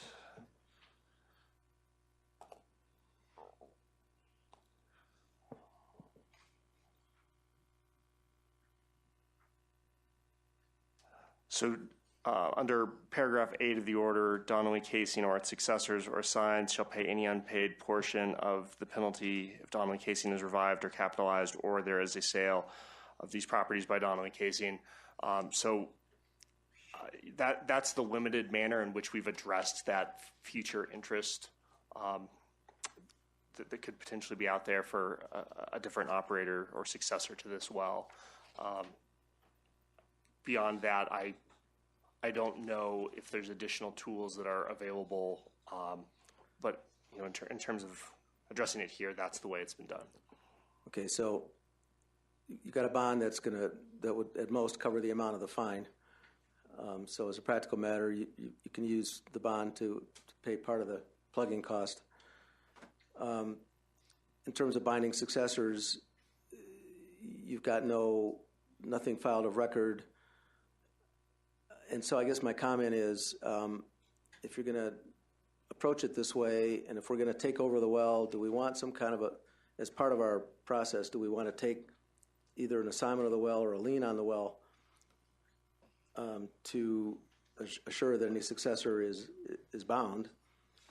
Or is it just not worth the trouble because there's just nothing there? Yes. I guess I'm just saying all of this seems like an exercise in futility. You know, we can take the bond, and that's pretty much, we're going to be stuck with the well. That's pretty much it. So why spend all the time screwing with it? If I may, one other consideration, I think, in terms of process, if there were a change of operatorship for the well, would be the submission of a Form 10. And as part of that Form 10 review process, there's review of the 700 series rules, which would apply for additional bonding requirement for a new operator that could be out there. So that's certainly one way in which your concern is addressed. Okay. It's really not so much in connection with this matter. I mean, it is what it is. It's just in terms of thinking about what our remedies are and how we approach these situations. If we're going to get stuck with the well, you know, how do we maximize our right to get that, you know, whatever value there might be there, if there is any. In most cases, probably none. Director Murphy. I think 2 comments on that. One is, you know, we're evaluating and making sure we have a good process to track when there are compliance issues at a site that's being transferred and making sure those are communicated and addressed up front. Second, although it just completely evaporated from my mind, but I will call it right back and get back to you on it. But I have that experience commonly. Commissioner Jolly. So I know we're probably beating a dead horse here, but by settling for $20,000, does that relieve, if there is a mystical predecessor here or somebody wants to take it over, have we relieved them of the $250,000 fine? And it may be a good thing to release them to get, you know, to have somebody come in and work on it, but I mean, have you thought about that? Sure. Well, under the language of this agreement, I mean, so we actually would anticipate a default based on the scenario that's presented here, and that default would trigger up to the full amount of the penalty, but that would be at the discretion of the commission to do so.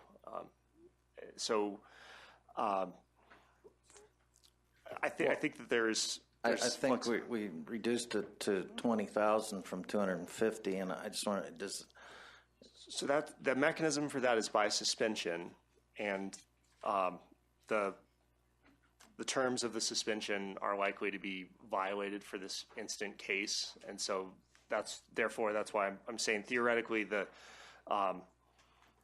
entire penalty could be due and owed to the commission, but at its discretion, we could call those additional funds. But again, back to the dead horse metaphor that you just presented, based on the review that was done on behalf of the AG's office, there's no belief that there's funds to pay that penalty or any penalty truly. Gotcha. And I won't waste any more time other than to ask one last question. Is Donnelly have any other wells? No, this is their last remaining well in the state. Good. Mr. Chair, this is Jeremy Farron, Enforcement Supervisor. I apologize, I was not recognized. It's okay. Go for it. I just wanted to say that the importance of this order is to claim the bond. We can't do that without an order. So we present this to claim the bond. We throw all the other language into this order in order to sort of cover ourselves, but it's a bad situation. We need an order to claim the bond, and here's where we are. So. Right. No, I get it, and you know we see it over and over again. I think Commissioner Jolly was getting at the point that you don't want to deter somebody from potentially buying the property with a $250,000 fine hanging over it, but it's probably a moot point in this situation. I think in this situation, yes. I think there are a few wells that have gone into the ODO program that somebody has looked at and said, hey, there might be some value. They call me and I say, well, we can't assign you anything because we don't own anything. So you have to go do some legwork to figure out what you can buy from the defunct operator. And that's normally the end of the conversation. Although I will say there's one that's very close to somebody taking over a well from the orphan program. And I'm actually pretty excited about that. So. Okay. Commissioner Just a kind of thought about this is if we were to address bonding issues and maybe include that whenever we have to revoke operatorship and claim the bond that we put in, we also get to claim the remaining property and can then either find a new operator ourselves or do something with it that, maybe we could enhance our rules a bit to give us a little more flexibility. I don't know. Personally, I would be in favor of that. I think the problem is the act, which says that we have an interest subject to everybody else in the world. So it's a matter of that we're at the very bottom of the list. Those darn laws. Yes. Any further comments, questions? Okay, then I guess I'll entertain a motion to approve the consent enforcement agenda. I would move to approve the consent enforcement agenda. Second. Any further discussion? Then all in favor, say aye. Aye. All opposed, same sign. Okay, the motion carries unanimously.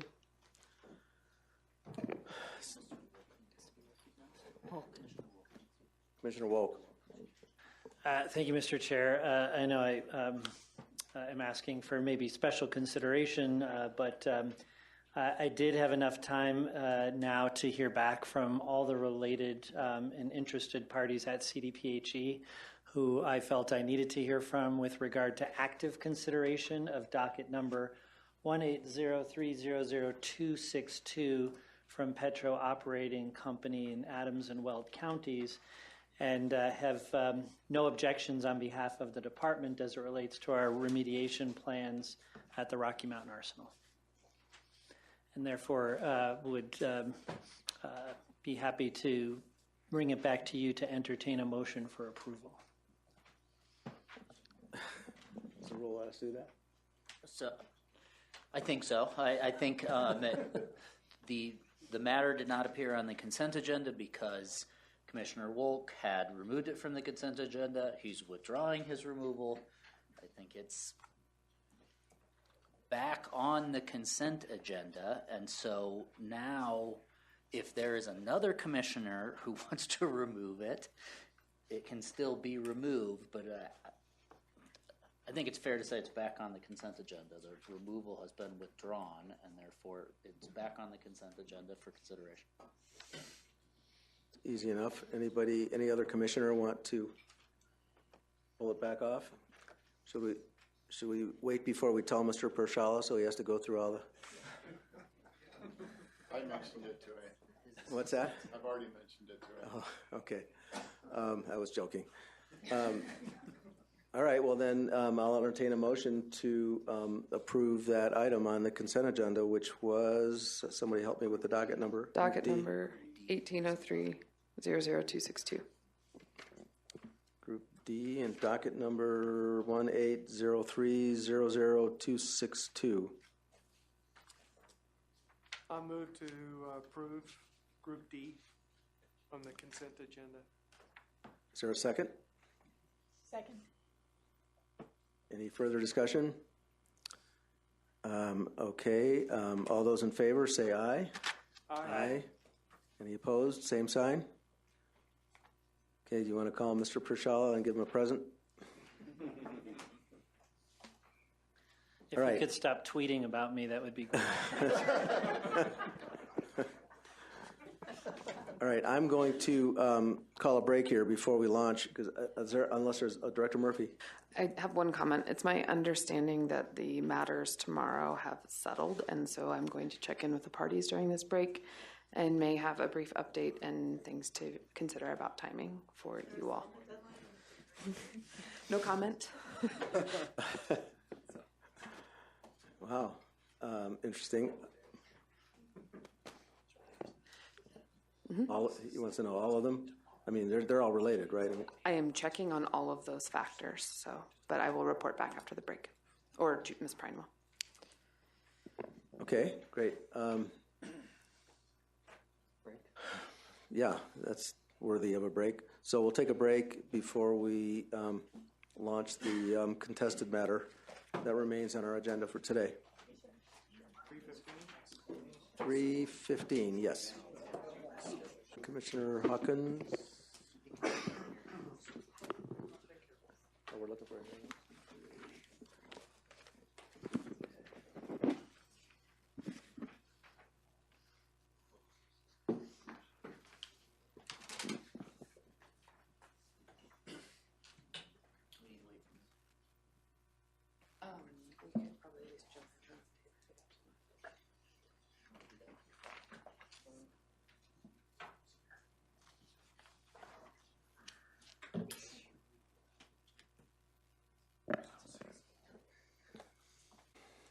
We will reconvene. And I think the next matter on the agenda is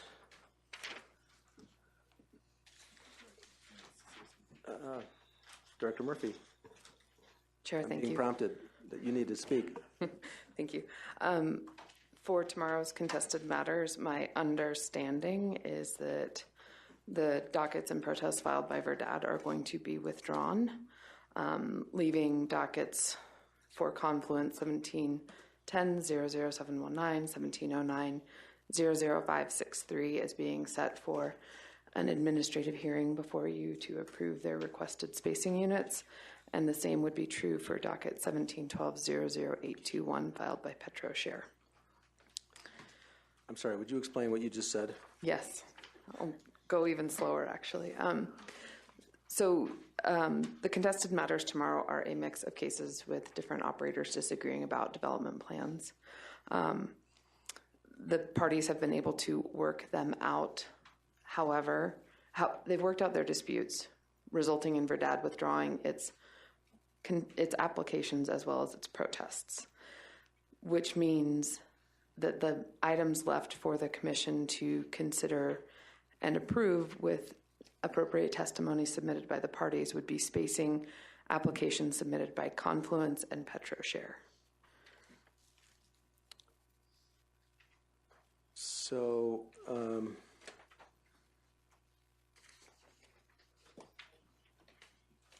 Confluence, that's docket number 1709-00563. Correct, yes. And also 171-000-666. No, I'm sorry, that's Verdad. Confluence. 171-000-719. Yes. Confluence. So those two matters. We would be setting for a hearing before you, during which Confluence will present to you why you should approve their requested spacing units. Without a protest. Without a protest. And that's tomorrow. And that's tomorrow. And there will be one more, the PetroShare docket number 1712-00821 would also be presented to you for consideration and approval of their requested spacing unit. Without a protest. Without a protest. Okay, so there are no contested matters tomorrow. Correct, yes. And how long will these administrative matters take? What's the process? Mr. Parrott. Commissioner Boygan, thank you. My law firm represents one of the parties in this matter, and generally speaking, when we have something like this and it's unopposed, our testimony is right around a half an hour to maybe 40 minutes. With commissioner questions, it's generally about that long. So I would estimate that for both applications, and I don't represent PetroShare, but I would estimate that for both applications, you're looking at maybe an hour and a half to an hour and 45 minutes. Okay. Yep. So that means we'll still reconvene at 8:30 tomorrow morning for the work session. Yes, sir. And then launch into the 3 administrative. Yes, and we can start with Confluence. Start with Confluence's 2 applications, and then move into PetroShare and wrap up with a working lunch. Okay. Working lunch. I'm not sure Oh, we're still going to do that? Yes. Right. Okay. Great.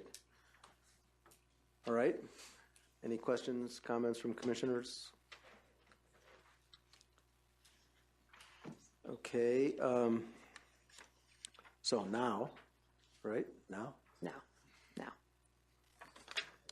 Now we have, for general hearings, docket number 180600395.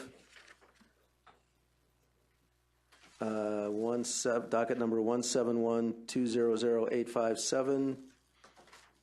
Docket number 171, oh, I'm sorry, I screwed up. I first gave the docket number for the Watkins Road matter, which was settled. You gotta step on me when I do stuff like this. Oh, okay, well, hearing officer, maybe, Ms. Prine, you might want to do this. I'm obviously incapable. Sure, Mr. Chair. Up before you now, docket numbers 171200857, 171200858, 171200859, and 171200860. The applicant is Highlands Natural Resources, protested by Renegade Oil and Gas. The hearing officer is Mr. Rouse. First, are there any commissioner conflicts or recusal matters to discuss? Hearing none. How do you want to handle this? Are there pre-hearing motions to address, or do you want to give your overview? Mr. Rouse? Yes, let me give you an overview, and there are pre-hearing motions I think the parties want to argue to the commission. Once again, somebody doesn't like what the hearing officer did, so that's going to be in your ball court here. Highlands Natural Resources Corporation filed 2 applications for additional wells in 2 drilling and spacing units previously approved by this commission at the September 2017 hearing. These are docket numbers 1712-00857 and 1712-00858. Highlands Natural Resources also filed 2 applications for pooling in each of these DSUs. These are docket numbers 1712-00859 and 1712-00860. Renegade has protested, claiming a lack of standing by Highlands to file these applications and that the granting the applications would violate Renegade's correlative rights. For the pooling applications, they also claim that the request to make the order effective as of the earlier of the date of the application or the date costs are first incurred for unidentified and undefined, quote, subject wells, close quote, is inappropriate, and Highlands failed to comply with Rule 530. Renegade filed motions to dismiss the applications. Highlands filed motions to strike the Renegade motions to dismiss. The hearing officer entered orders denying Renegade's motions to dismiss and Highlands' motions to strike. On April 24, 2018, Renegade filed a motion to compel disclosure of an agreement between Highlands and True Oil LLC, as well as a farm-out agreement between ConocoPhillips and Highlands. Highlands filed its response on April 25, 2018, and on April 27, 2018, the hearing officer entered an order denying the motion to compel. The time and order for the parties' presentation is set out in the final pre-hearing order. Each party shall have 15 minutes to argue why the commission should or should not uphold the denial of Renegade's motions to dismiss. This time is exclusive of commissioner questions and responses to those questions. No time has been allotted for the parties to argue whether or not the commission should uphold the order denying the motion to compel disclosures, because the motion was filed after the final pre-hearing order was entered. The commission is free to hear argument from the parties on the order denying the motion to compel and set times for doing so if the parties desire to make such arguments and the commission desires to hear them. The order and times for presentation of the case itself are set out in the final pre-hearing order. Each side will have 1.5 hours to present their case. This time is exclusive of commissioner questions and responses to these questions. So at this time, I think the first thing on the schedule is the 15 minutes apiece to argue why Renegade's motions to dismiss should or should not be held up. And then you need to decide what you want to do with the motion to compel disclosures. So, Mr. Rouse, would you like to give your rationale for denying the motion, or do you want to wait until the parties have argued the motion before weighing in? The rationale is set out in the orders denying them. There's nothing else I can add. Okay, fair enough. So then who goes first? Renegade? It would be Renegade to argue first on the denial of the Renegade motions to dismiss. And who's keeping the time, Ms. Prine? I am. And it's 15 minutes aside to argue the motion? Yes, Mr. Chair. Mr. Chair, sorry to interrupt without being recognized. Just a quick housekeeping matter, if you don't mind, before we start the official clock. Mr. Parrott? Thank you. I know some of the witnesses for Highlands and also some of the witnesses for tomorrow are somewhat curious about the timing of all this. Do you think that you might expect that we'll be going all the rest of the day until we're completely done? Or do you think that given the settlement of the other issues tomorrow, we might have some adjustments in the schedule and continue some of today's hearing tomorrow morning? Well, I'll speak for myself. I have no desire to continue this, to carry this over till tomorrow. I think we go today until we're done. Okay. But I'm open to comments from the other commissioners on that. Thank you very much. I appreciate that. Mr. Campbell? Thank you, Mr. Chair, Commissioners. My name is Scott Campbell. With me today is my associate, Christopher McGowan, law firm Post Nodell and Peterson, and we represent the respondent, Renegade Oil and Gas Company, LLC. Now, just as a preliminary matter, I would note that during the September hearing, at about the 2.5-hour mark, this commission, I think Commissioner Overturf, stated that she thought there were legitimate issues of when and where parties can engage effectively to raise issues in the spacing and pooling process. Where is the right time if it's not spacing? Is it really possible to stop the ball and look over your stages? And that's something that she thought she would hope that this commission can have more discussion about. And that, of course, is what we're here to do today. And just as an initial housekeeping matter, although the pre-hearing order allocates to the parties 15 minutes on the motion to dismiss, we would request that we be afforded whatever time we need to make the points we'd like to make and just subtract it from the 90 minutes that we otherwise have available for a presentation of the factual issues. We think that the legal issues and the posture in which this case finds itself and the recurring circumstances that this commission finds itself in, with parties coming in here challenging pooling and arguing private contractual agreements, that what we have to say is timely and eminently relevant on what your options are and how we think you should exercise those options today. I'll do my best to be nonetheless as expeditious as possible, but with your indulgence, I would prefer not to be limited to 15 minutes. Mr. Parrott, you have a response? Yes, thank you, Chairman Boygan. Just right now is the first that Highlands has heard of this request to adjust the time limits.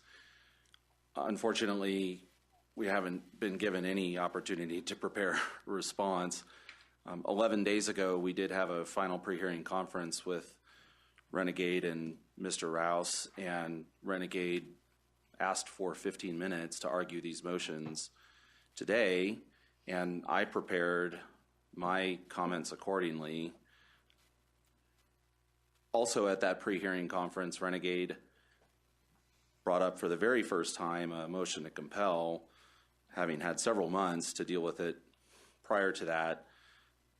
I guess I have to say that Highlands should be surprised that this request is being made at the very last minute, but given the past behavior, it's a little hard to be, and we would be opposed to it. We've prepared for this hearing according to the pre-hearing order that was issued by the hearing officer, and we would expect that the hearing officer's order has provided ample information for the commission already, and the motion to dismiss was thoroughly briefed by all the parties.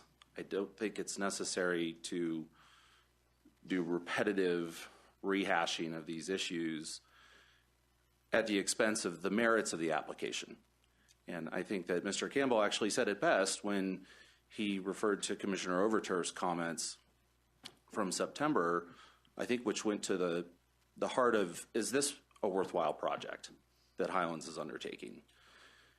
And there's going to be a tremendous amount of scrutiny on this project, much more so than what the Commission generally sees for any kind of pooling or increased density application. And that's the intent of the process. And we'd like to get to that part of the application and the merits of the application and any substantive objections that Renegade might have, rather than these procedural kind of process obstacles that Renegade is trying to place in front of the application.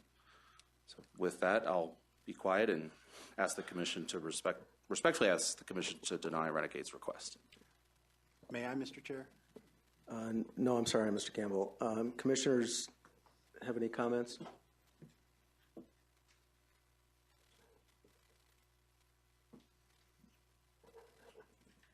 I see this as a microcosm of this whole case.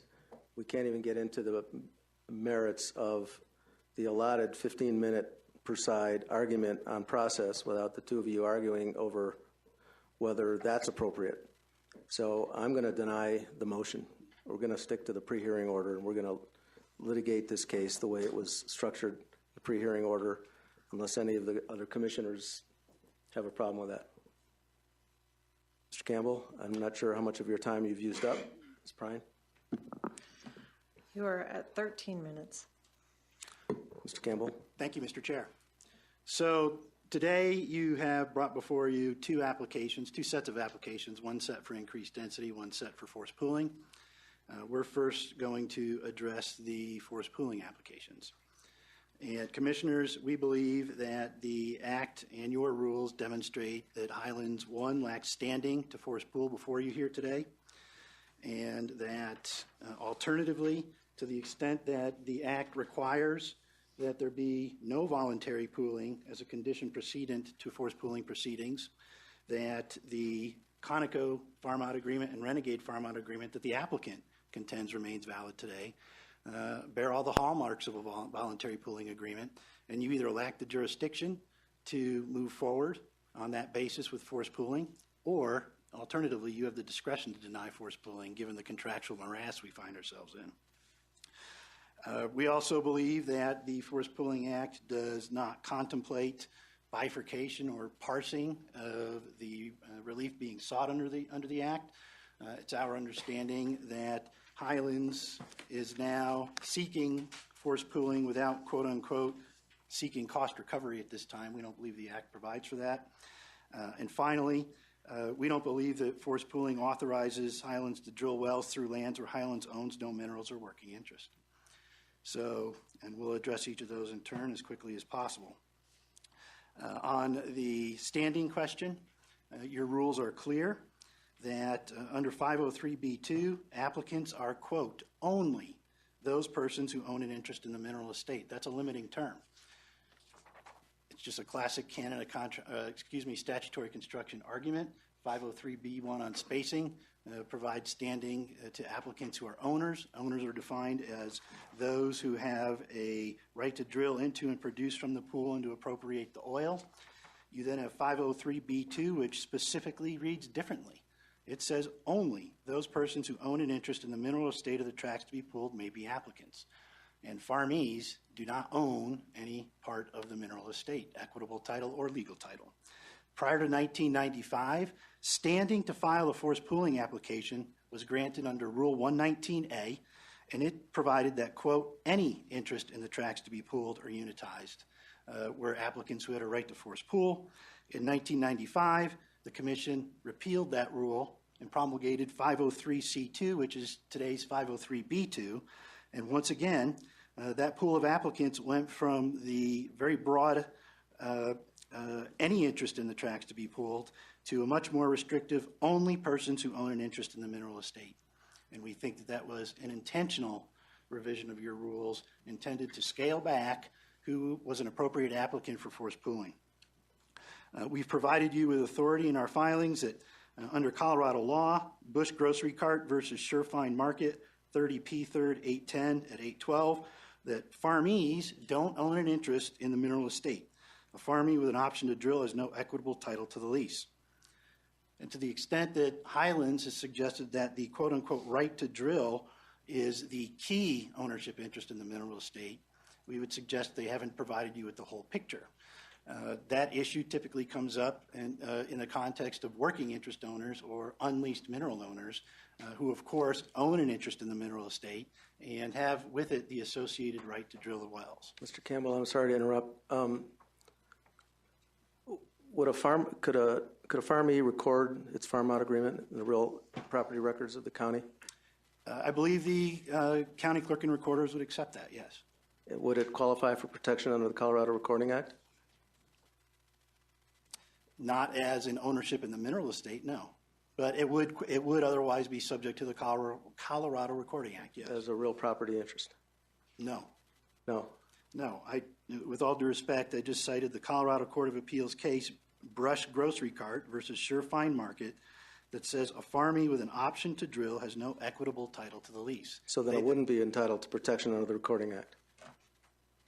Not as an interest in the mineral estate, to the extent we're talking about how Rule 503B2 defines when an applicant has standing. That's correct. Okay, understood. Sorry to interrupt. That's no problem. Thank you. We think additional evidence demonstrating that the applicant standing on forced pooling can be found in the Rule 507B2 of the Commission rules, which identifies who's entitled to notice of a particular application. And it states that when you have a forced pooling application, notice for forced pooling applications is, again, quote, to those persons who own an interest in the mineral estate of the tracts to be pooled. It has been the Commission's practice over the years to consider those interested parties as unleased mineral owners, lessors, and lessees. That's not a farmie. And if you think about this, look at it in reverse. If Renegade had been the one filing a forced pooling application here, it wouldn't be able to seek cost recovery from Highlands because Highlands doesn't own any right to the proceeds. It hasn't drilled anything. It hasn't earned anything. So I don't know why a farmie who can't be forced pooled on the cost recovery side should have the right to force pool. They don't have the right skin in the game. And on that issue, we think that when you look at the nature of a farmie's interest and how this case is proceeded, you should find that farmies are not the best applicants to be filing these applications. We cited the Coquina Oil Corp v. Harry Corliss Ranch case, 643 P. 2nd 519 at 523 in our filings. And that case involved a circumstance evaluating the right to a condemnation of private rights of way. And the statute is silent on the issue of whether or not an oil and gas lessor or a lessee is the appropriate party. The Colorado Supreme Court said that because it was a condemnation statute, it was entitled to strict construction, and sound policy dictated that while a lessee is concerned for both the leased property and the surrounding property in subject matter and duration, the lessor considers the broader implications of its actions over a more extensive period of time. We would suggest to you that, by analogy, we're in the same debate when we're talking about farmers and farmees.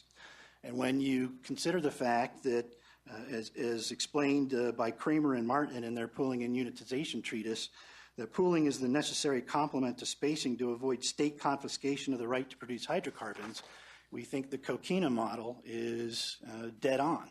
And you ought to be strictly construing these forced pooling applications and giving some thought to whether or not farmees are the right people to be here.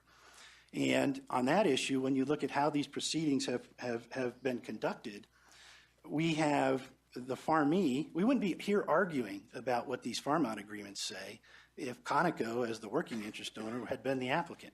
It's not the applicant. We have the farmee in here. So that's one good reason right there why the farmer takes a broader perspective on these things. But perhaps what's more extraordinary is that Conoco, as the farmer, has 4 times protested its farmee's applications. It protested its own farmee's setback applications. It protested its own 3 of its increased density applications. You recall that Highlands originally asked for 16 well density. Conoco objected.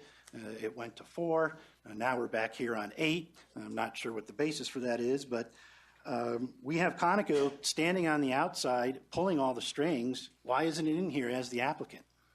In fact, it went so far in the stipulation that was filed that resulted in the withdrawal of Conoco's protest in the docket numbers 170, 500, 203, 204, and 205 to enter a stipulation into the record that any testimony submitted by Highlands in support of docket numbers 204 and 205 at the September 2017 commission hearing shall support its request for authorization of no more than 4 wells in each proposed unit. I've never seen anything like that. So what does that mean? That means that was that a contractual obligation to limit their testimony to what Conoco wanted them to testify? And again, why isn't Conoco in here? So we would suggest that as a matter of policy that farmees are the wrong parties, and we think that plays itself out in the change to Rule 503B2 in 1998, 1995. Then we get to, under the Act, 346116 subsection 6 on forced pooling provides specifically that, quote, in the absence of voluntary pooling, comma, the commission, comma, upon the application of an interested person may enter an order pooling all interests. Excuse me. Yes, ma'am. May I, Mr. Chair? Commissioner Overturf. Before you move on to that second argument, I have a question about your first argument, which, having gone back and done some research and pulled out the oil and gas legal dictionary, it sounds like the quote that I saw was that the primary characteristic of a farm out agreement is the obligation of the third party to drill one or more wells on the farm out acreage as a condition prerequisite to completion of the transfer for title to such a third party. So the idea is that you have to drill a well. After you've drilled the well, you get some portion of the bundle of sticks that makes up the property right? It's transferred to you upon completion of that well. So my question to you is, it seems like you could imagine a farm out agreement where merely completing that first well transfers the interest to the farm out agreement holder, to Highlands in this situation. I can also imagine a contract or a farm out agreement where drilling the well only gives you an interest to the materials that are coming out of that one specific well. So my question is, and it's long, I apologize, do you agree with me that there could potentially be a farm out agreement that creates an ownership interest? Or do you believe categorically that all farm out agreements cannot satisfy the standard of owner in the mineral interest the way that you interpret it? Okay. If I understand the question, Commissioner Overturf,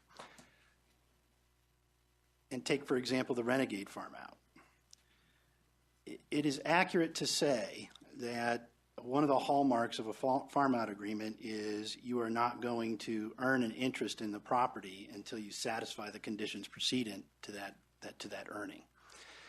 The obligation well, as it's sometimes referred to, can either be an obligation in the truest sense. You are obligated to drill that well, and in lieu of drilling that well, I would have a breach of contract action against you, or they are often written to be options. In a circumstance where you have a farm out agreement that says you have an option to drill, you do not gain any real property interest in the underlying estate until that condition precedent is satisfied. And that is the point we are making under the Colorado authority that we cited. There is no equitable title.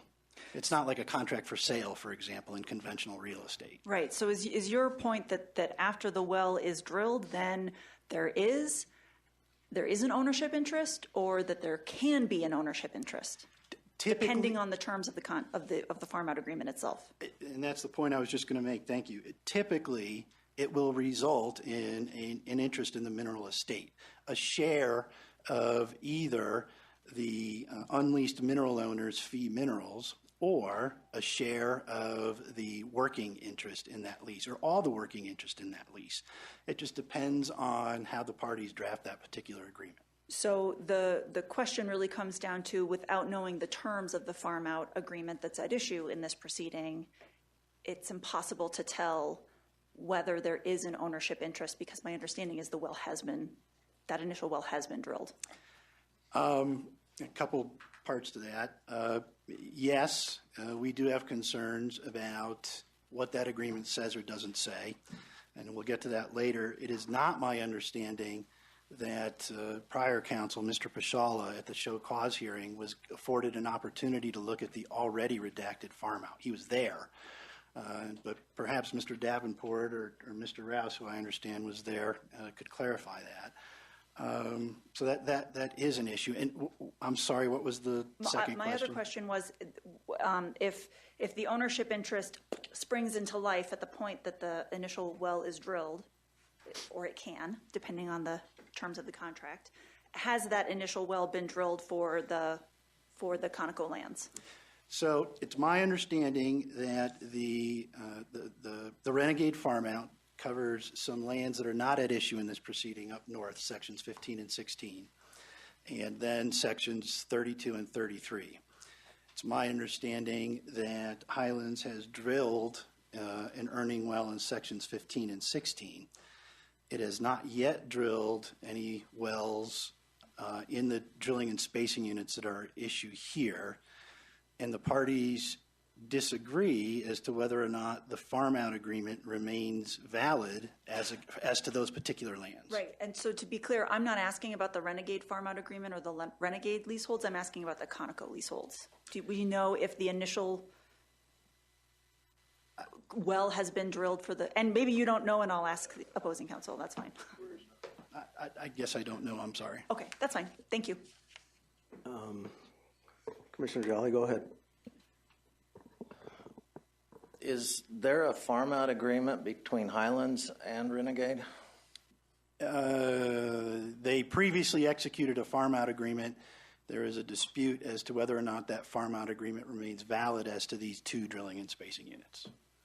So you're not even bringing that farm out agreement into your argument. You're more arguing Conoco's farm out agreement? I will be bringing it into the argument because it's our contention that to the extent the applicant, and they'll correct us if we're wrong in terms of our understanding, but it's our understanding that the applicant believes that the Renegade farm out remains valid. That would mean that you have contracts that cover all four of these sections. You've got the Conoco farm out, you've got the Renegade farm out.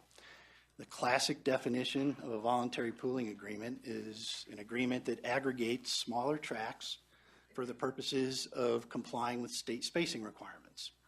That's what we have here. They also often allocate risk, cost, expense, and production. That's what we have here under all those agreements. And we believe that the legislature, in its wisdom, put this limitation in the statute that forced pooling occurs in the absence of voluntary pooling in order to keep you out of the kinds of morasses that you're in right now, arguing about who has a valid contract or doesn't have a valid contract. You can legitimately exercise your discretion, step back, and say, we don't need to act here, you guys go sort it out. And that's based on the applicant's position, and they bear the burden of proof, not Renegade.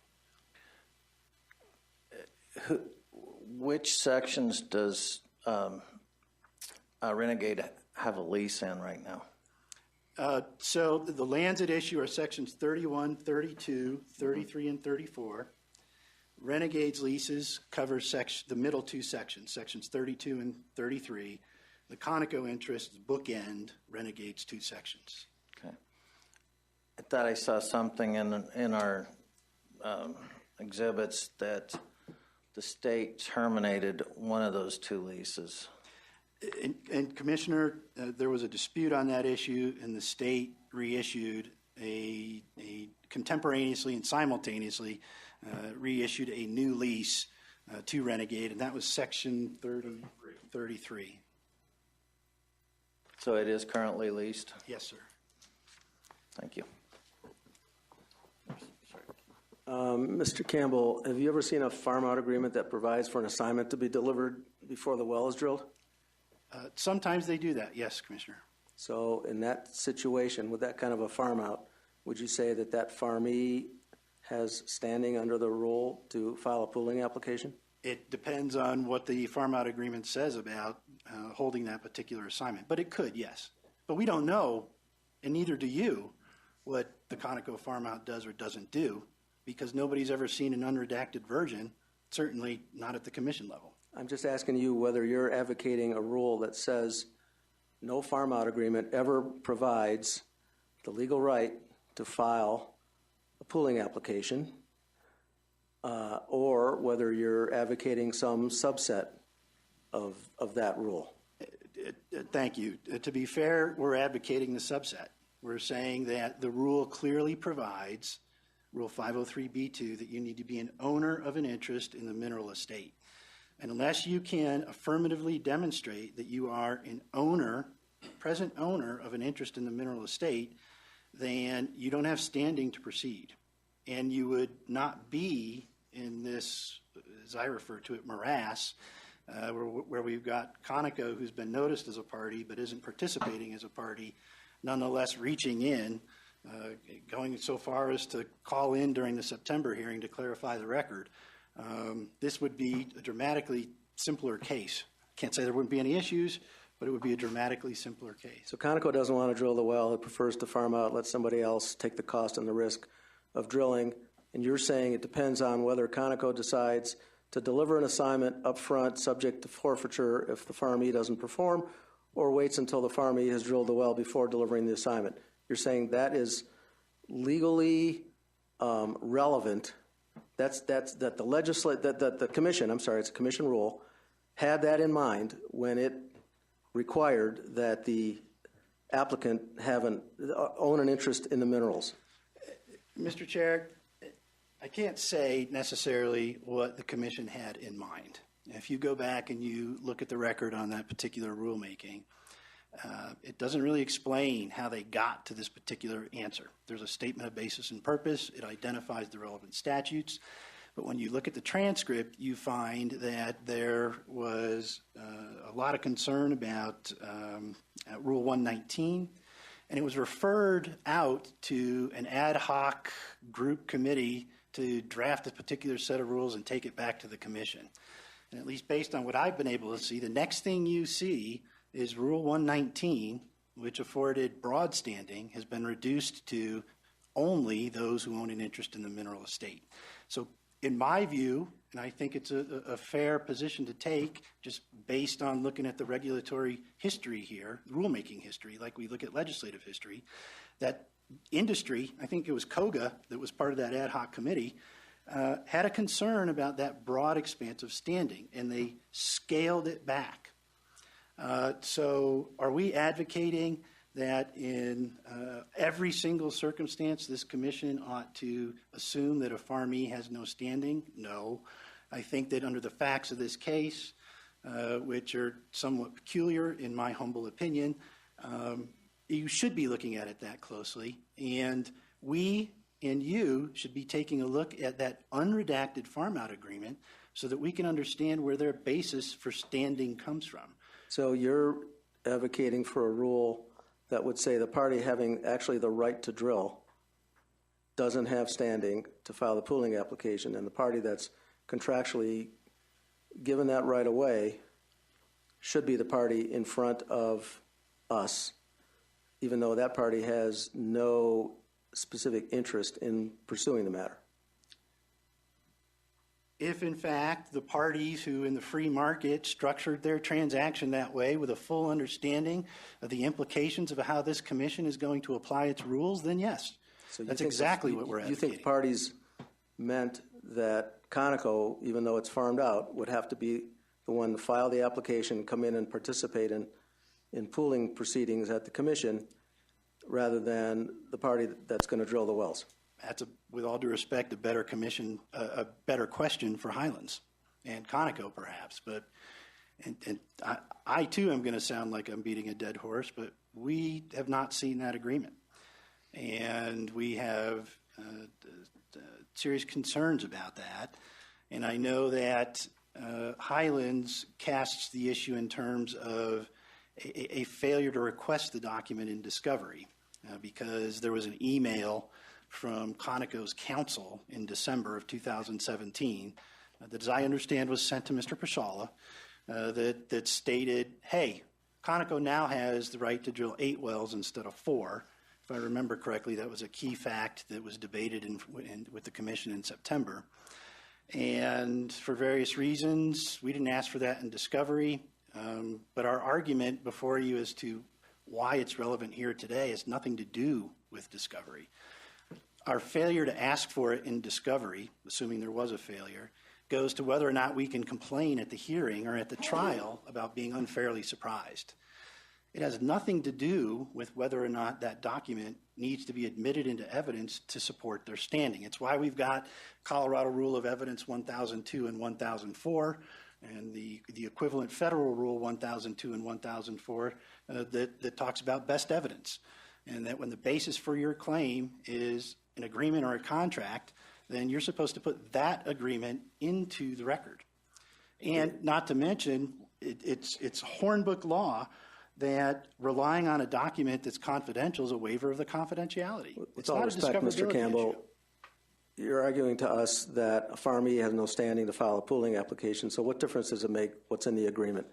I recognize that you have been trying to get a copy of the agreement, and we'll deal with that issue, and that issue will be argued.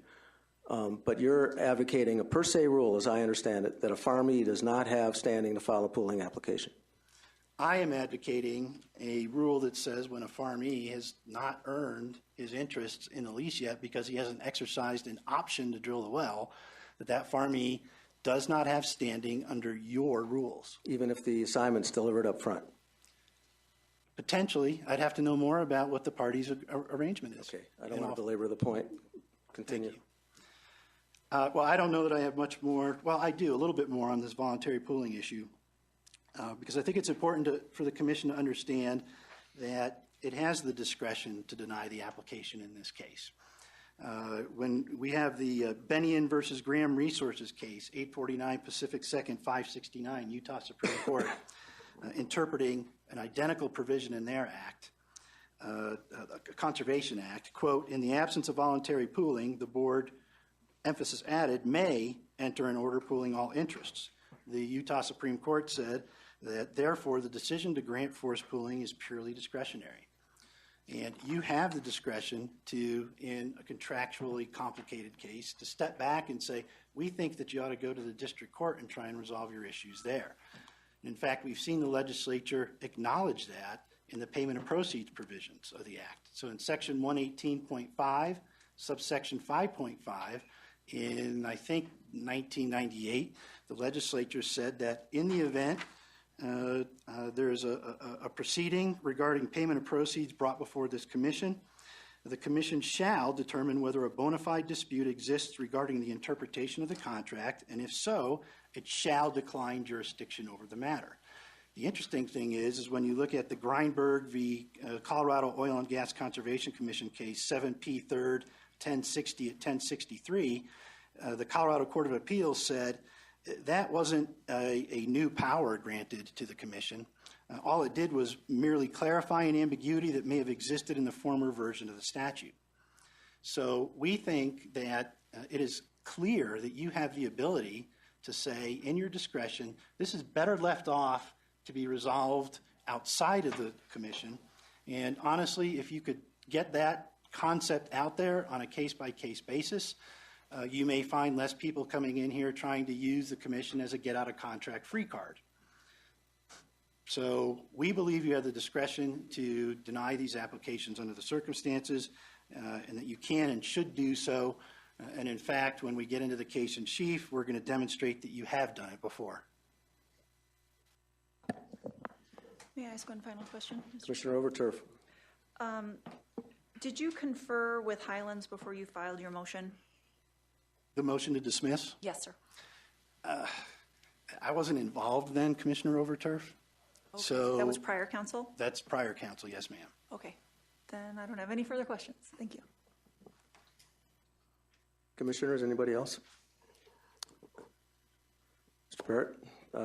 And let me just ask, Ms. Prine, how much time does Mr. Campbell have left on 1 the minute, motion? 58 seconds. How much? 1 minute, 58 seconds. 1:58. Okay, thank you. And we have a slight time indulgence while we bring up our PowerPoint, please. Please. Other one.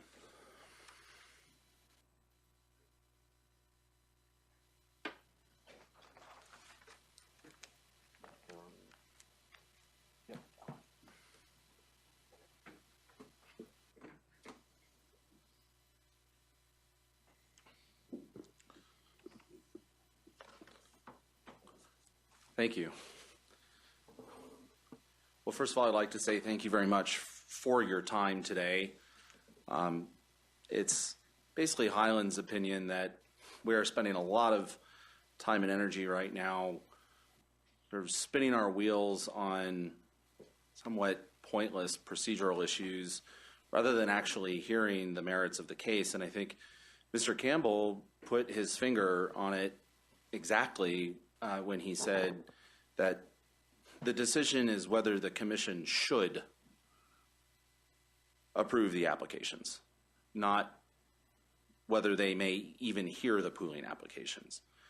And Highlands acknowledges full well that our statute says that upon application, the commission may approve pooling. In North Dakota, the statute says it shall, and we're not arguing that's the case here. We are arguing that the commission, in its discretion, should approve not only the increased density applications, but the pooling applications in order to foster efficient and economic development of the application lands. And we're going to get to why we believe that the commission should do that. But this 15 minutes is stretching a little longer than that maybe, but it's not about whether the commission should or should not. It's about whether Highlands has standing. So all of that argument from Renegade, for purposes of this 15 minutes for each side, is completely irrelevant. It's about whether Highlands has standing. And as an initial matter, I'd like to point out that ConocoPhillips is not protesting this application.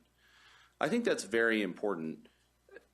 ConocoPhillips did involve itself in the prior hearing and then removed its protests, withdrew them, and basically allowed and cooperated with Highlands to move forward with development of the application lands. And Chairman Boygan, I think you actually framed it very well, or better than I possibly could have, in pointing out that Highlands is really the interested party here. It's the party in interest, the true party in interest. It's the one that has the right to drill wells. If Conoco had applied for a pooling application, I'm sure we would be here with a protest from Renegade saying Conoco contractually assigned away the right to drill wells and therefore is not the true party in interest.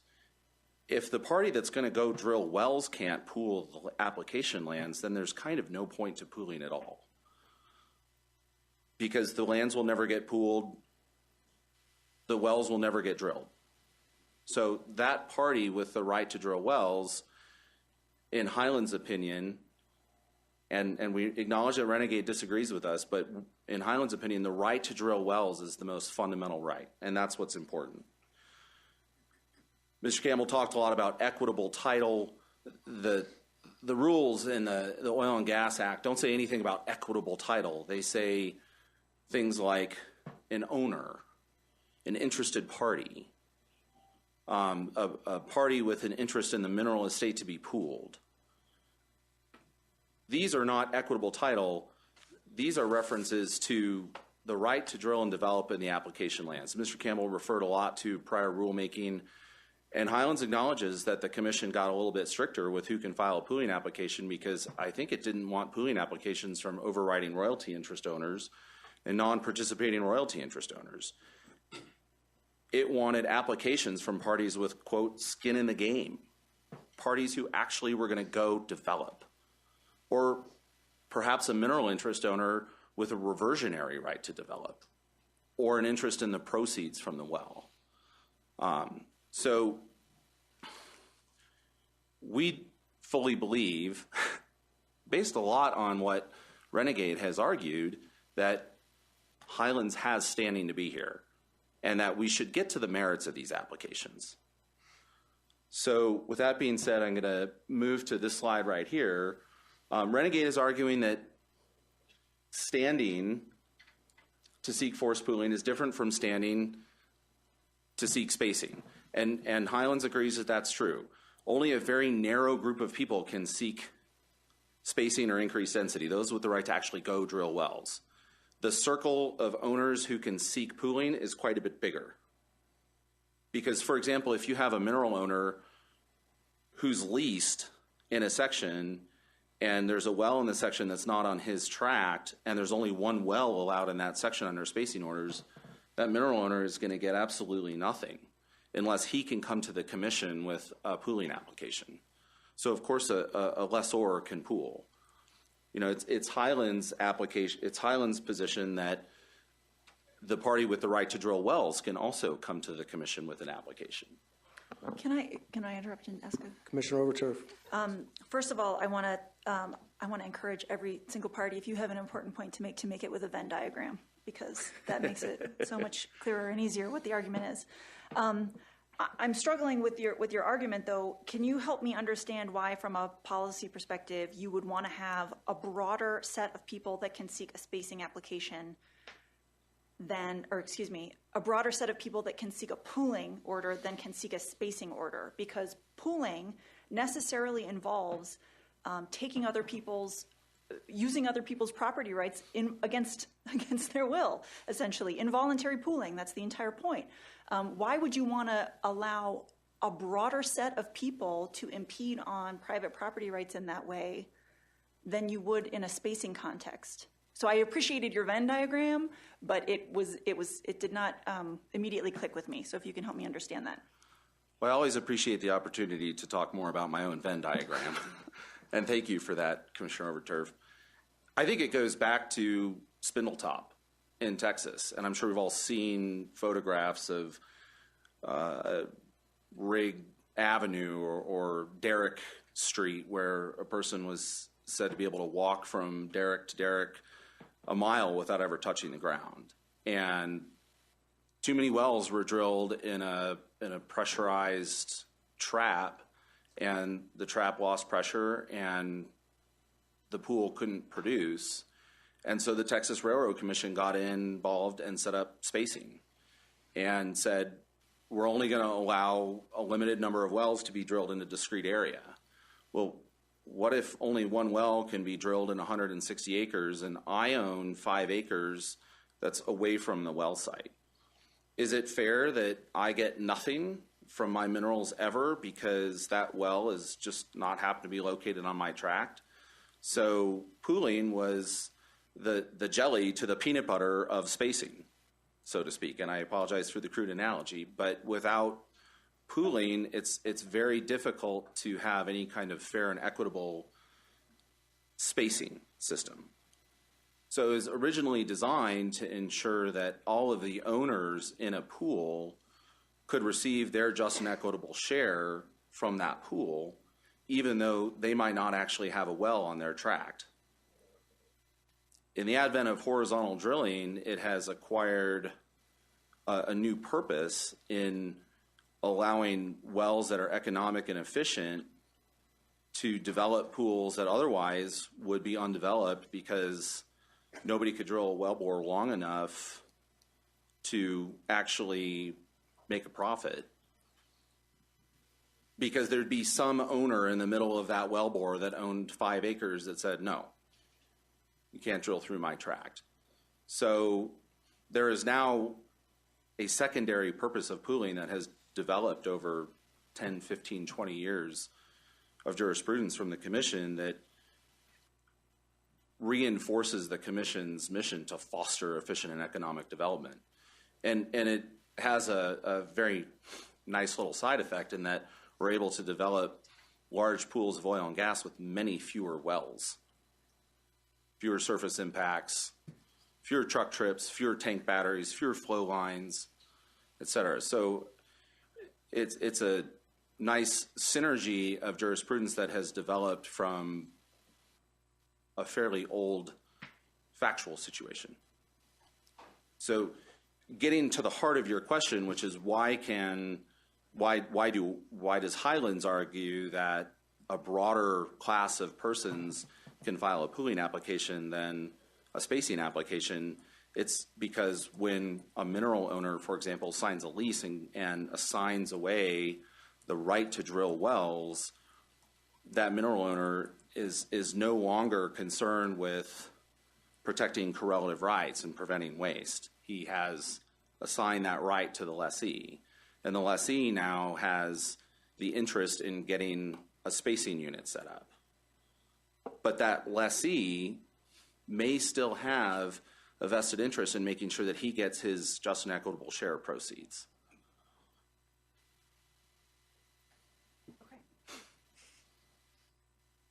So, you go to the next slide. Moving on, the reason why Highlands believes that the right to drill wells is really the most fundamental right is, as of course the lawyers in the room know, every first-year property law professor drills it into his or her students that any real property rights are a bundle of sticks, and any of those sticks can be given away to somebody else, with a few exceptions. But for the most part, you can sever any bundle from the stick and give it to somebody else. But all those sticks are not created equal. You know, for example, Commissioner Jolly could sign an easement allowing somebody to walk across his ranch. But that's a lot more minor of a stick than Commissioner Jolly allowing somebody to build a house and live on his property, on his ranch. In the case of mineral rights, the most important, the most fundamental stick is the right to drill and produce oil. If you can't drill a well and produce the oil, do the minerals ever have value? I think we have a lot of years of jurisprudence in many, many states that adverse possession of minerals does not occur until there is actual use, which is defined as production and sales. In the same way, nobody possesses minerals that are in the ground. They have legal ownership over them, but the right to drill and develop those minerals is really the most important right. This is confirmed by one of the most fundamental treatises on oil and gas, Williams and Meyer. You know, they said that the landowner has the exclusive right or privilege to drill a well upon his land for the purpose of producing oil. Well, Highlands has that right from ConocoPhillips. It's not a conditional right. It's not an option. It has that right now. Mr. Parrott, I'm sorry to interrupt. How do we know that? Well, we have provided an email from ConocoPhillips that is an excerpt from the farm out agreement. It's attached as an exhibit to Highlands' response to the motions to dismiss. Also, I believe that ConocoPhillips filed a 510 statement, which would be in your commissioner portfolios, and that's has an affidavit attached to it from Conoco, swearing as to that same provision from the Conoco farm out. Can I ask a question about that? Did you ask that individual from Conoco to file that public comment? No. Okay. No. And do you agree with me that we can't rely on a public comment as evidence? I would respectfully not agree and point out that Rule 519 allows you to consider such evidence as prudent people might consider. How am I supposed to assess the truthfulness of that witness? It is admittedly difficult given that that witness is not here to be cross-examined. Okay, thank you. And Commissioner Overturf, I think most importantly, for purposes of a motion to dismiss, we are entitled to some deference from the Commission as to the facts that we assert. So you are in a position where you need to assume that the facts that we're asserting are true for purposes of the motion to dismiss. We have asserted that we have the right to drill wells now. I think that is a secondary answer to your question other than the evidence that Highlands has already placed into the record. So just to follow up on that, is it the burden of the applicant, the pooling applicant, to establish its right, its ownership interest that satisfies the rule? And if so, how does the applicant do that? Is it enough that the applicant asserts that it's an owner, or does it have to do more? And if it's challenged, who has the burden of establishing that it's an owner? Well, I appreciate the question. This came up in the 2017 September hearings. And the hearing officer in that case issued a show cause order that, as I understand, was actually drafted by the then director of the commission that explained this. And the explanation was that an applicant can essentially assert a bare fact that it is an owner or has an interest in the mineral estate, and that will stand until somebody calls it into question. And once it's called into question, then the applicant needs to show that it actually has that right.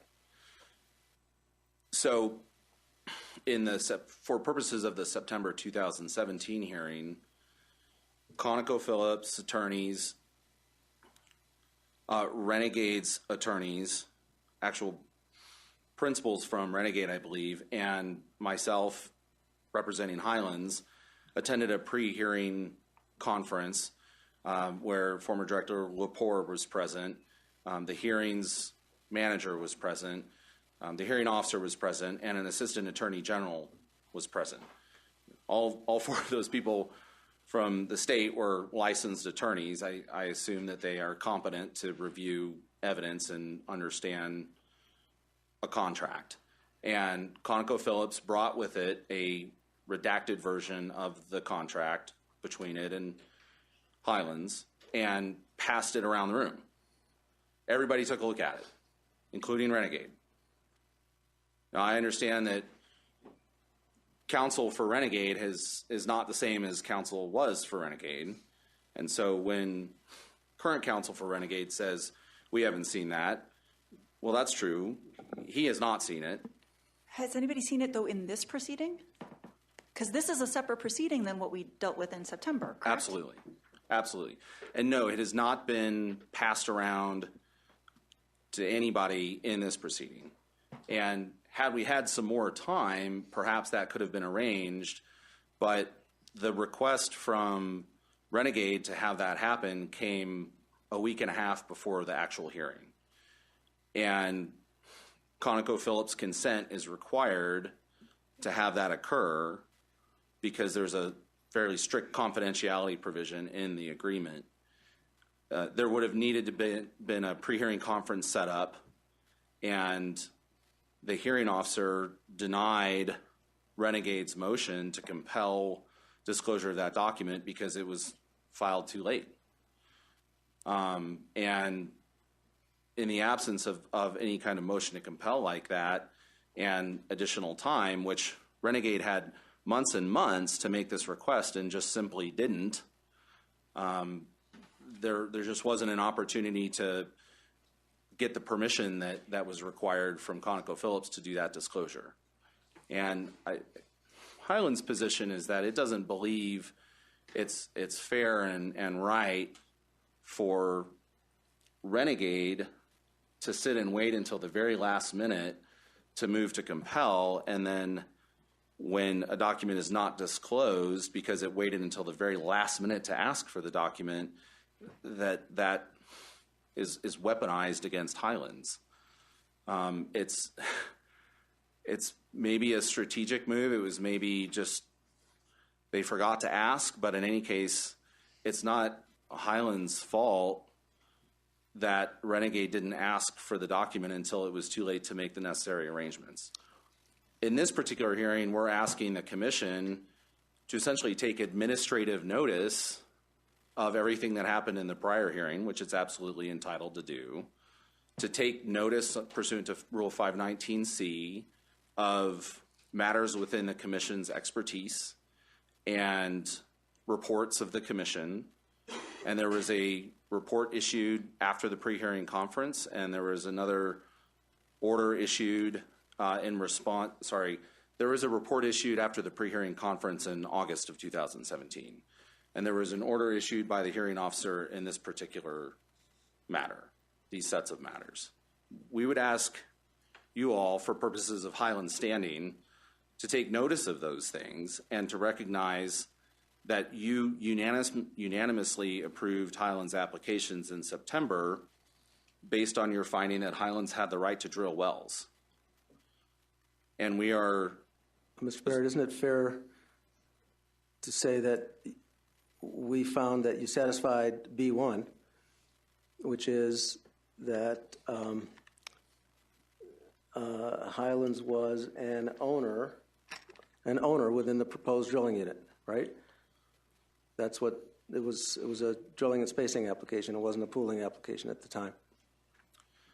I believe that Chairman Benton actually recognized that Highlands has the right to drill the wells. I think those were his words.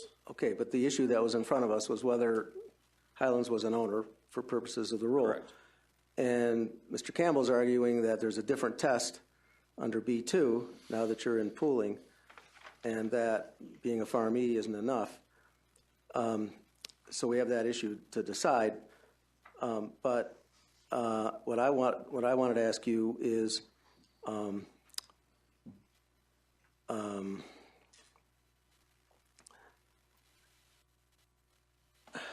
well, number one, why do you think B1 just uses the term owner, which is a defined term in the rules, and B2 goes on to say, instead of using the defined term owner, it talks about persons who own an interest in the mineral estate. Do you think there was that was a conscious effort to restrict or to expand who can file a pooling application? We believe it was a conscious effort to create a broader class to expand who can file a pooling application. So broader than the defined term owner? Correct. Because if only an owner, the person with the right to drill wells in a mineral estate, in a spacing unit, if only the operator essentially or some other working interest owner can file a pooling application, the unleased mineral owner who leases his tract and some 5-acre tract off in the corner of the unit where no well is drilled is left out in the cold and has no royalties. If the renegade farm out agreement is still in effect, and if we conclude that a farmee has standing to file a pooling application, does the renegade farm out agreement give you that standing? Does that make you an owner of a mineral interest? Aren't you the farmee? Highlands is the farmee under the renegade farm out. Renegade has sent multiple communications to Highlands alleging that the farm out terminated, alleging various breaches of the farm out. As the commission is aware, the state land board did terminate Renegade's lease in Section 33. It wasn't reissued. 33 or it was 32? 33. Section 33. It was not reissued. It was terminated. And I believe under threat of lawsuit, the state land board elected to issue a new lease covering Section 3 with the state's updated lease form, a higher royalty rate. It's for a 6-month term. It's attached to Renegade's pre-hearing statement. It's in the record. And my understanding of the state land board's decision, and based on letters that the state land board sent to Renegade, that lease was terminated because the state land board had concerns about fraudulent misrepresentation about well production in Section 33. So maybe the farm out is still in effect. What is your position? Does your client believe the farm out with Renegade is still in effect or not? Highland's position is that Renegade fraudulently misrepresented itself in having an active lease in Section 33 when it entered into the farm out, and therefore Highlands has numerous claims of breach against Renegade. So Highlands also believes that the farm out agreement with Renegade is no longer applicable? No, not exactly. You still want to be in business with these people you're saying are just the worst? Well, actually, we very much would like to have a nice business relationship with Renegade. And if we get to the merits of this issue, you'll hear from our Vice President of Land about how hard Highlands tried to negotiate some kind of deal. It's Highlands' position that that Renegade has breached the farm out in numerous ways, but that if Highlands does not actually pursue a case for that breach, the agreement remains in effect. Somebody can breach a contract, and the contract can stay in effect if the party alleging the breach doesn't actually assert its rights. It can waive the breach. So that's an issue. That's a dispute between you that would be resolved in the courts. Right. And Highlands has not made a decision yet as to whether it will waive those breaches or assert them. Okay, so if the Renegade farm out is still in effect, how can you pull them? Don't you have the right under the farm out agreement essentially to pull them, to drill, to create a spacing unit and effectively pool their interest? They would assign you their interest, right? Well, as the commission heard from Renegade's own witnesses during the September hearing, the Renegade farm out gives Highlands the right to earn a working interest in one well in each DSU. Right now, there are 4 wells authorized in each DSU. Highlands is asking for up to 8. Renegade would like 16. So the Conoco well doesn't earn you an interest in the Renegade DSU, or it does? I mean, the Renegade lease, that's part of the DSU. The Conoco farm out does not earn Highlands an interest in the Renegade in sections 32 or 33. The only rights that Highlands has ever had in sections 32 and 33 is the right to earn a working interest in one well in each section. So there is no voluntary pooling for development of 8 wells in each DSU. I suppose the commission, if it chose to interpret the contract between Highlands and Renegade and decide whether that contract is still in force and effect, despite Renegade's assurances that it is not, the commission could potentially issue an order that the spacing units are pooled for purposes of 7 wells, and as to the 8th well, it's voluntarily pooled. I've never seen a pooling order like that. I think it would be extremely confusing and unnecessary, but I suppose if you want to really parse out the details, that's where we would be. I have just one final question. I'm wondering if you can follow up on the conversation I had with opposing counsel about whether Highlands has drilled the well that would presumably vest the property interest with. Have you drilled the well on the Conoco lands? Yes. Actually, Highlands drilled 2 wells in sections 15 and 16. They're phenomenal wells. You'll hear more about them from Highlands witnesses. Top 3% in the entire DJ Basin is what they believe they'll turn out to be, and has already spud 6 more wells in that section 15-16 spacing unit. They'll be completed later this year. That being said, the Conoco farm out does not grant Highlands the conditional right to drill wells in the southern DSUs. It says, Highlands, you have the right to drill 8 wells in each DSU. Now, it's not conditioned on anything else happening. So here's the stick in the bundle to drill rights. Conoco gave that to Highlands. It's gone. Conoco does not have the right to drill those 8 wells because Highlands has the right to drill those 8 wells. Right, and my question is not about who has the right to drill. My question is who owns the minerals that are actually under the land. And it seems to me that there's 2 ways that this could go. One would be that you drill the well and poof, you own the stuff that's under the ground, right? By virtue of drilling the well, it gets transferred to you. You're now the owner of the stuff that's under the ground. The other way that it could go would be to that you drill the well, and then as things come out of the well, you get to own the stuff that's coming out. And so it seems like those 2 agreements or those 2 different ways of approaching this lead to fundamentally different outcomes when you're talking about who has an ownership in the mineral interest. But I don't know which one it is because I haven't seen the agreement. I understand the frustration, and I'm sorry for your frustration.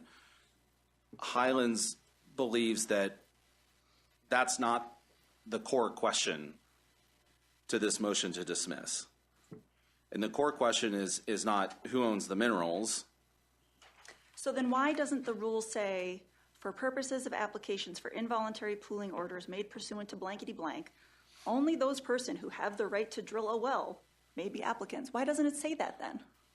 Well, I think that if it said that, then the lessor who couldn't get after his own proceeds because he's in a unit but not on the well site would be left out in the cold. It would be grossly unfair to that lessor. So the commission, in its wisdom, 20 years ago, decided that it was more appropriate to protect that owner and that class of people.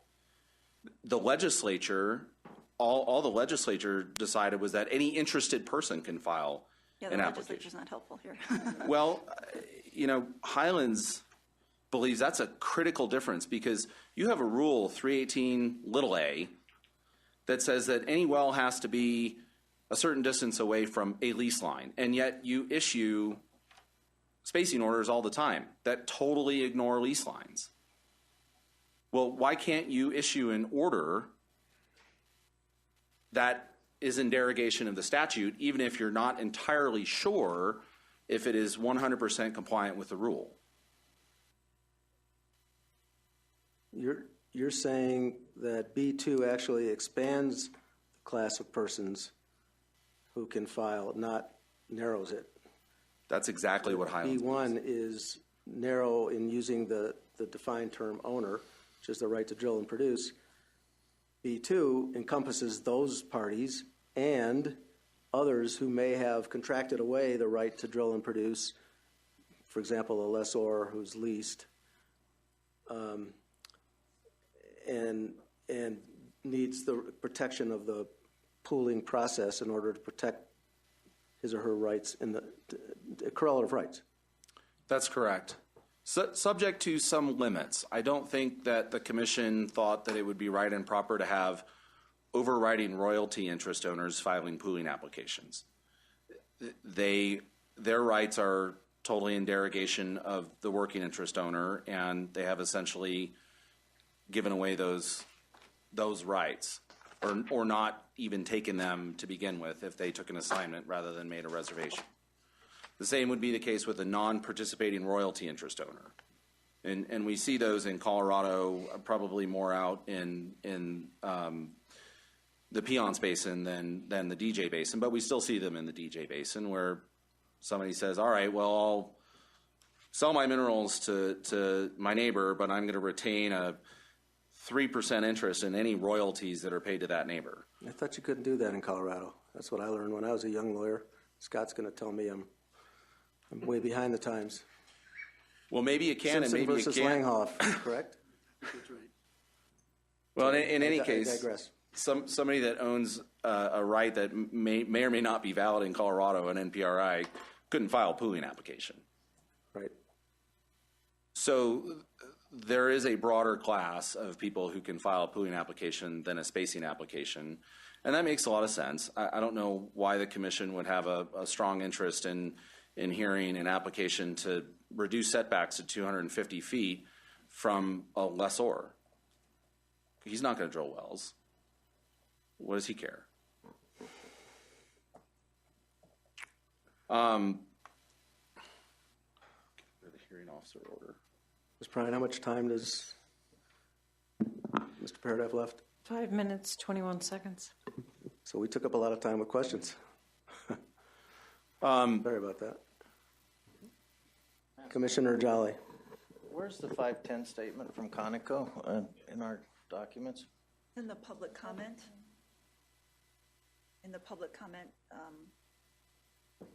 Boulder. For this month? We never received a copy of that. I thought there was also something in the portfolio. It's called cowling. Look at the, Is it in a supplement? no. Look at the commissioner portfolio and the consent agenda, the general documents, and 5 statements. Yeah, it's in the commissioner portfolios. How much time would Julie's have?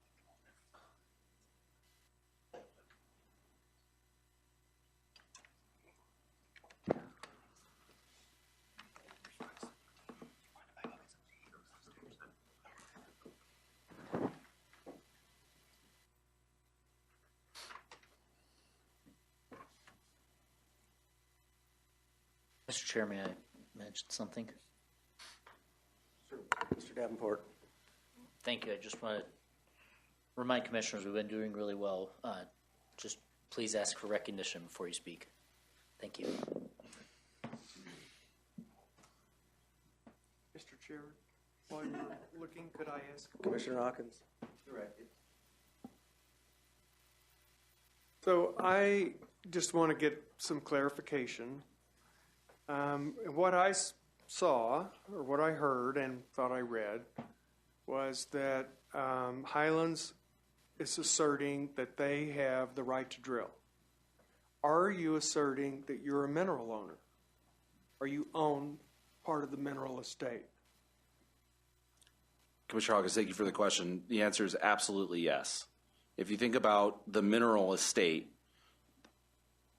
as that bundle of sticks, and that's how Highlands keeps thinking about it, the biggest stick right in the middle of the bundle of sticks is the right to drill and produce oil. Do you have a percentage interest that you own in the mineral estate? No, you could not define it that way. Well, I kind of am having a difficulty saying that you have the right to drill and not being able to define what percentage ownership of the mineral estate that gives you. I suppose if you wanted to put a number on it, you could say that Highlands has 100% of the right to drill in Section 31 and 34. Okay. Thanks. You're welcome. To be precise, doesn't the rule say that the applicant has to own an interest in the mineral estate? Correct. Doesn't say any particular percentage, doesn't say what kind of interest, just says own an interest in the mineral estate. Correct. And what you're saying is the right to drill and produce, the right to earn an assignment, is the ownership of an interest in the mineral estate. Yes. Comparable to an option to purchase, comparable to a wellbore assignment, comparable to lots of different kinds of interests that are created in oil and gas deals that convey some sort of property right to drill and produce. Is that correct? That's correct, and in that respect, Highlands would assert that a mineral lease, the fundamental aspect of a mineral lease and of an oil and gas lease is the right to drill and produce the minerals and sell the minerals and keep the money for oneself, subject to paying a royalty. Well, Highlands has that same right. It's no different. And it has it now. It's not conditional on anything.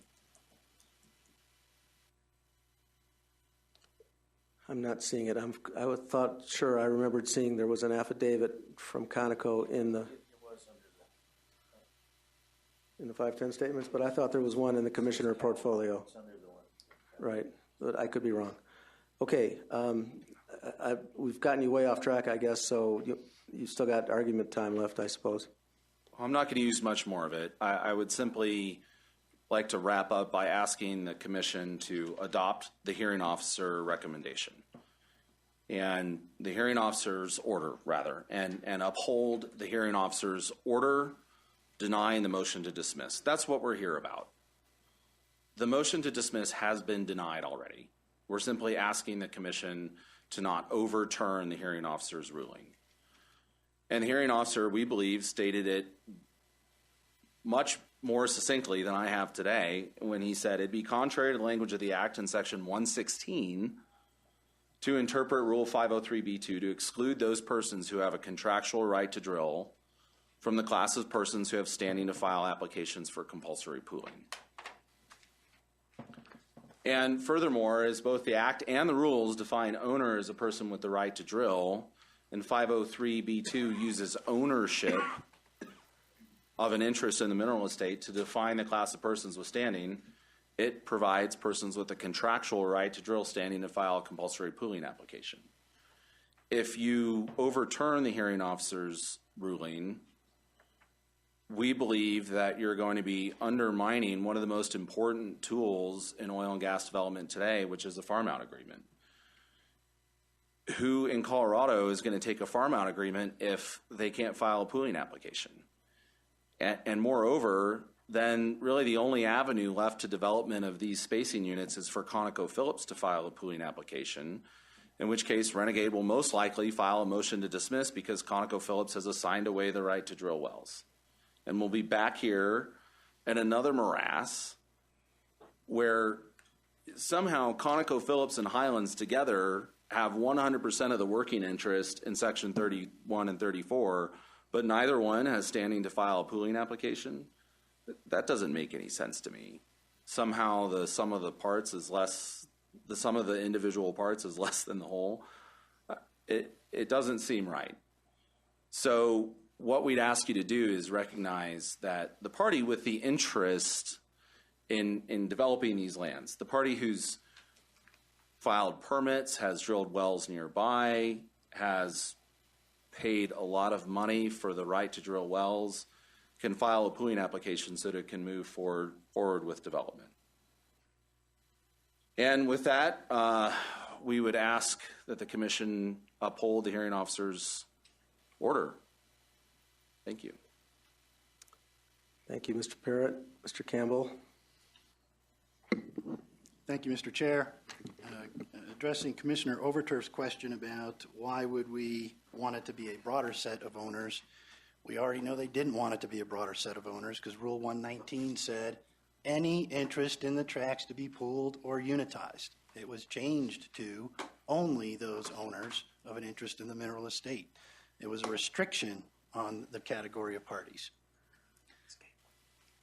You know, we hear a lot about how Renegade's a heretic and it's just in here ready to burn down the whole spacing and pooling system. But the reality is all Conoco and Highlands had to do was file a joint application as co-applicants. This isn't rocket science. Then you'd have the aggregate interests in here. And again, we wouldn't be fighting about all these interests. So why isn't Conoco here? On the issue of contingent ownership and right to drill and ownership in the mineral estate, you heard a lot of discussion about the leases, but oil and gas leases contain words of conveyance and assignment. Farm-out agreements don't. They confer an option to drill, and if you meet that condition precedent, then you will earn your assignment, which would be an assignment of an oil and gas lease, and would contain the requisite assignment language and words of conveyance. And in fact, you heard Mr. Parrott characterize the Conoco farm-out agreement as a right to drill, not an obligation to drill, a right to drill. It's an option to drill. Conoco cannot sue Highlands for failure to go drill a well in Conoco's lands or Renegade's lands.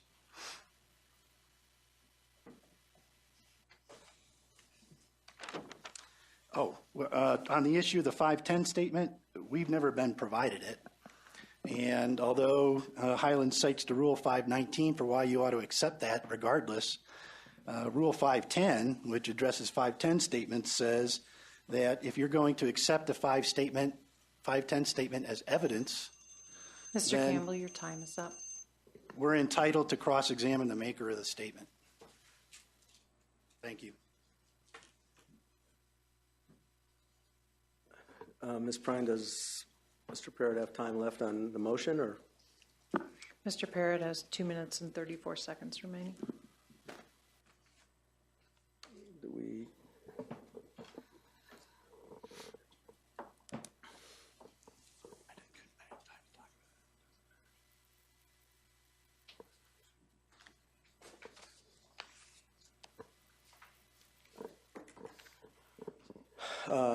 I think we're going to leave it at that on the motion.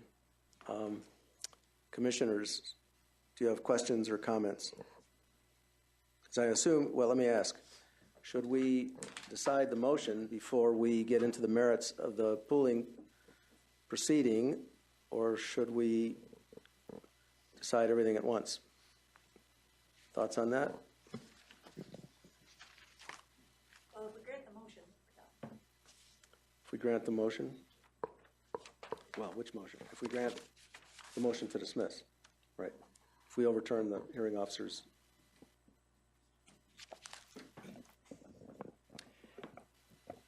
Mr. Chair, Davenport. the hearing officer's final pre-hearing order provides that the motions to dismiss are in docket numbers 17-12-00859 and 860. There are two other matters. The motions to dismiss are in the pooling matters. They're not in the increased well density matters. So I don't know.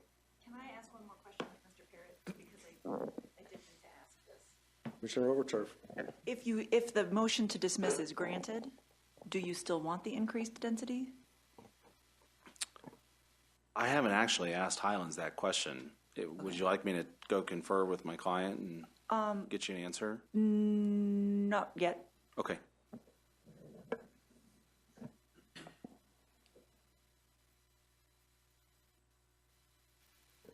So what I'm hearing is that there may be some sentiment to address the motion, because if we were to grant the motion to dismiss, it would narrow and potentially even eliminate the rest of it. Any further thoughts on that by any commissioners?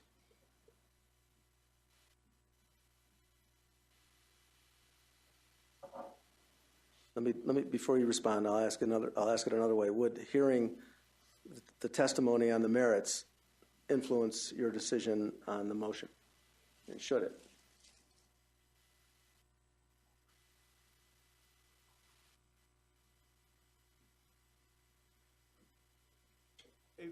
Commissioner Hawkins. I guess we're just deciding on our future course of action, so we're not yet deliberating on the merits of the motion. Well, I think we should get a motion on the table one way or the other about the motion to dismiss, so we can deliberate that. I do think that whether the pooling were to go forward today or someday in the future, the applicant might still want the right to drill and then come back and pool if we were to decide that they didn't have a mineral ownership now. So I think we should just limit ourselves to the question that we've been hearing for about an hour and then see where to go from there. Would you care to make a motion?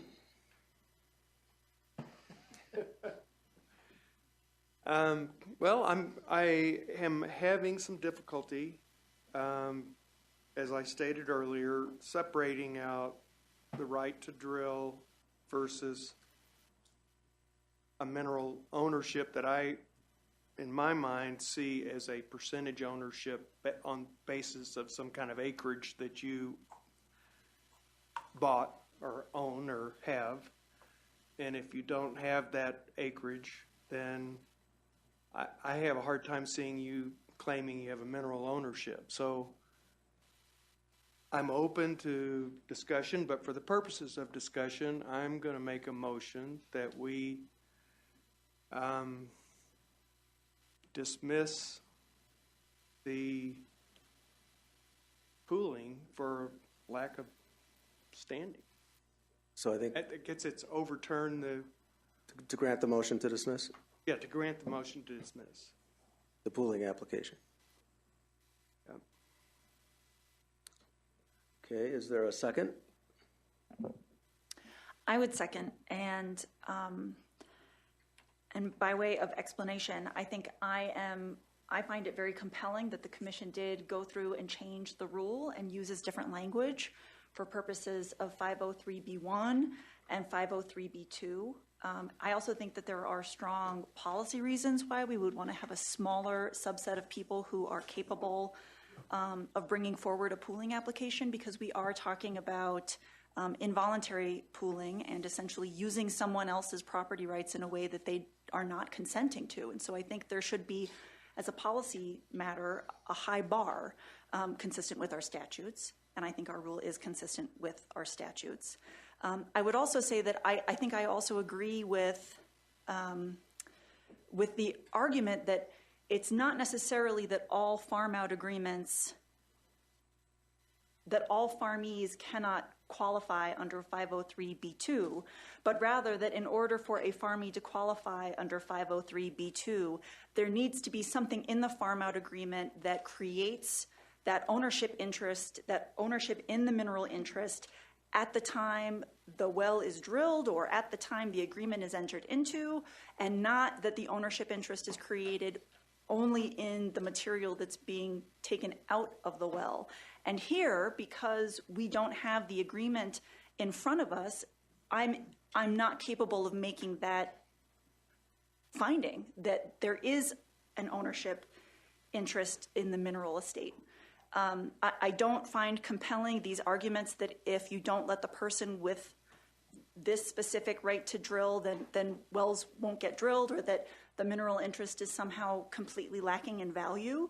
I don't find that particularly compelling, and I also don't find compelling this argument that Conoco also couldn't come forward. It seems to me unquestionable that Conoco has would satisfy the requirements of 503B2. So for all of those reasons, I would second Commissioner Hawkins' motion. Well, we've sort of transitioned into the discussion of the motion. I wanted to ask staff, Director Murphy in particular, what commission practice has been in determining who is an owner for this purpose. I think that's a thoughtful question, Chair, and in my estimation, staff is constantly in a position of trying to not dig into the merits of legal documents. It tends to be outside of our expertise, and when we get into contractual type disputes, we start, to me, to tread into areas that are best decided by the district court. And so as these disputes arise, and as this bar kind of, or if this is where the commission wants to go, I think we'll be looking more into the contractual arrangements. And with that comes a little bit more work, and also this question of interpreting contracts. So I understand the points. That would be one of, I think, my primary hesitation as we evaluate what the appropriate role for staff is to evaluate the right of somebody to bring forward a pooling application. I'm sorry, can you say that one more time? Which part? The last part. That would be my hesitation as in looking at what staff's role is in evaluating what party has standing to bring forward an application for pooling. Is we would be, in some instances, delving deeper into evaluating contractual agreements. So are you saying that you don't do that now? For the most part, the right of an operator to drill is something that is not very often challenged, and we usually rely on affidavits from the operator to say, yes, I have a mineral ownership interest in the acreage, and that tends to be the end of the analysis. This is one of the few cases that has gone much further. So you don't make a legal judgment whether the type of interest that the operator has is the ownership of an interest in the mineral estate as the rule lays out. You take at face value the operator's assertion that the operator has the right to drill within the tracts that are the subject of the pooling application, and that's it. I think that's true. This is the anomaly case where a protest net has pushed it much further, and that's part of why it's before you. Okay. Any other commissioners want to comment before I comment? So my feeling is I would deny the motion to dismiss and affirm the hearing officer's decision. I think that a decision to grant the motion to dismiss would be the elevation of form over substance. It would depend totally on the fortuity and the device in a farm-out agreement, whether an assignment were delivered before or after a well. I've worked on, reviewed, drafted hundreds of farm-out agreements, as Mr. Campbell has and Mr. Parrott and others in this room have done. They're all over the place in terms of what they provide procedurally. Some of them are wellbore farm-outs. Some of them are obligatory farm-outs requiring the drilling of wells and even providing for liquidated damages if the wells are not drilled. Some of them are optional farm outs. Sometimes the assignments are delivered up front, sometimes they're delivered later. If they're delivered up front, they may have forfeiture language in them. There's no doubt in my mind that the status of a farmee under a farm out agreement is the status of an owner of an interest in the mineral estate. A wellbore assignment, in my mind, is no different. It assigns an interest in a wellbore and a supporting interest in the underlying leasehold as necessary to support that wellbore interest. And I think we heard testimony last September that the assignments from, or that the farm out from Conoco was a wellbore assignment. That was one of the reasons why Renegade was challenging Highland's right as an owner to apply for the drilling and spacing unit. So for me to establish some sort of a rule that says a farmee is not qualified, does not have standing to file a pooling application makes no sense. It's the farmee that is the party that has the legal right and the incentive to drill the wells to accomplish the production of oil and gas, which is, of course, the objective. It's to promote, from our perspective, the efficient, responsible development of oil and gas. If we were to, in my view, grant this motion to dismiss, we'd be promoting some game playing. Assignments would be delivered up front. There would be contortions to fit particular transactions into an artificial box that the commission will have created in order to consider a pooling application. We haven't even gotten to the merits of the pooling application. And in my view, that's not what the statute intended. It's not what the drafters of the rule intended. I see no policy basis for establishing such a rule. As I said before, or at least implied in my questions to Mr. Campbell, a farm out agreement to me is an interest, creates a protectable interest in real property. It's subject to the protection of the recording laws, and the only kind of real property that it can create an interest in is the mineral estate. So to me, it stands to reason that a farmee is the owner of an interest in the mineral estate.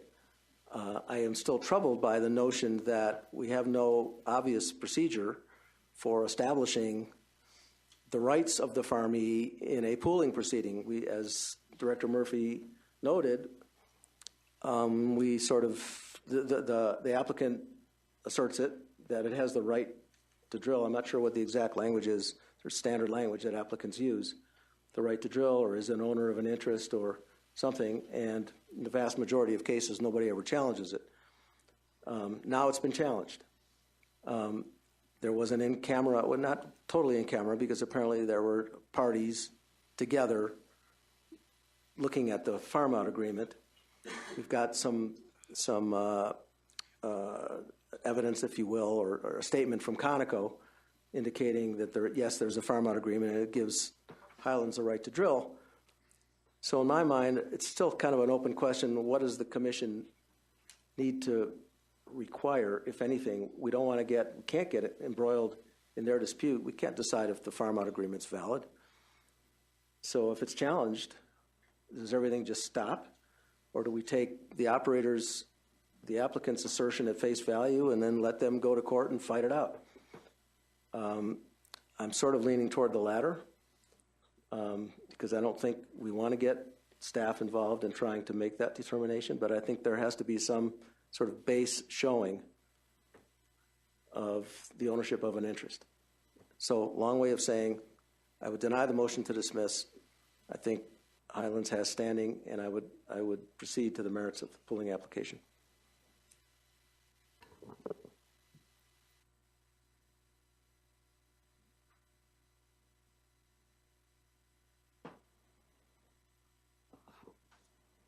Any other comments? Commissioner Hawkins? Well, I mean, I understand what you're saying is that they've got the right to drill, so that implies that they're going to have a mineral ownership to me. I don't know that they have that mineral ownership until they actually get the well drilled. So I'm not really worried too much about that. I guess I would say if they have the right to drill, they can file an APD, they can drill a well.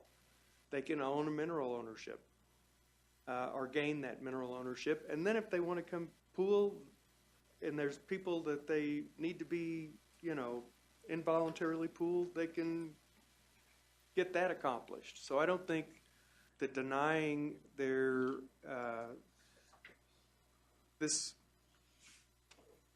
I don't think that granting this motion to dismiss is going to bring a halt to development in the state. I think it kind of comes down to, in my mind, how does the commission want to view who has the right to force pool and at what point in time? And I don't really know the answer to that. I mean, I'm having a hard time even within myself, because I do agree that it is a little bit of a form over substance, that ultimately they're going to have the right to do that if they proceed with the drilling of their well, at least in my mind. So would like to hear maybe there's still 4 other commissioners that are going to have to vote. Commissioner Jolly? Well, I'm having a hard time with it too, and Commissioner Boykin is tough to argue with, but it seems to me that Rule 119 did grant every farm out agreements and a bigger pool of people the right to force pool. And it appears that 503B was intentionally drafted to change that. It specifically says a mineral estate, and I just don't know that a farm out that hasn't been exercised is an ownership in a mineral estate.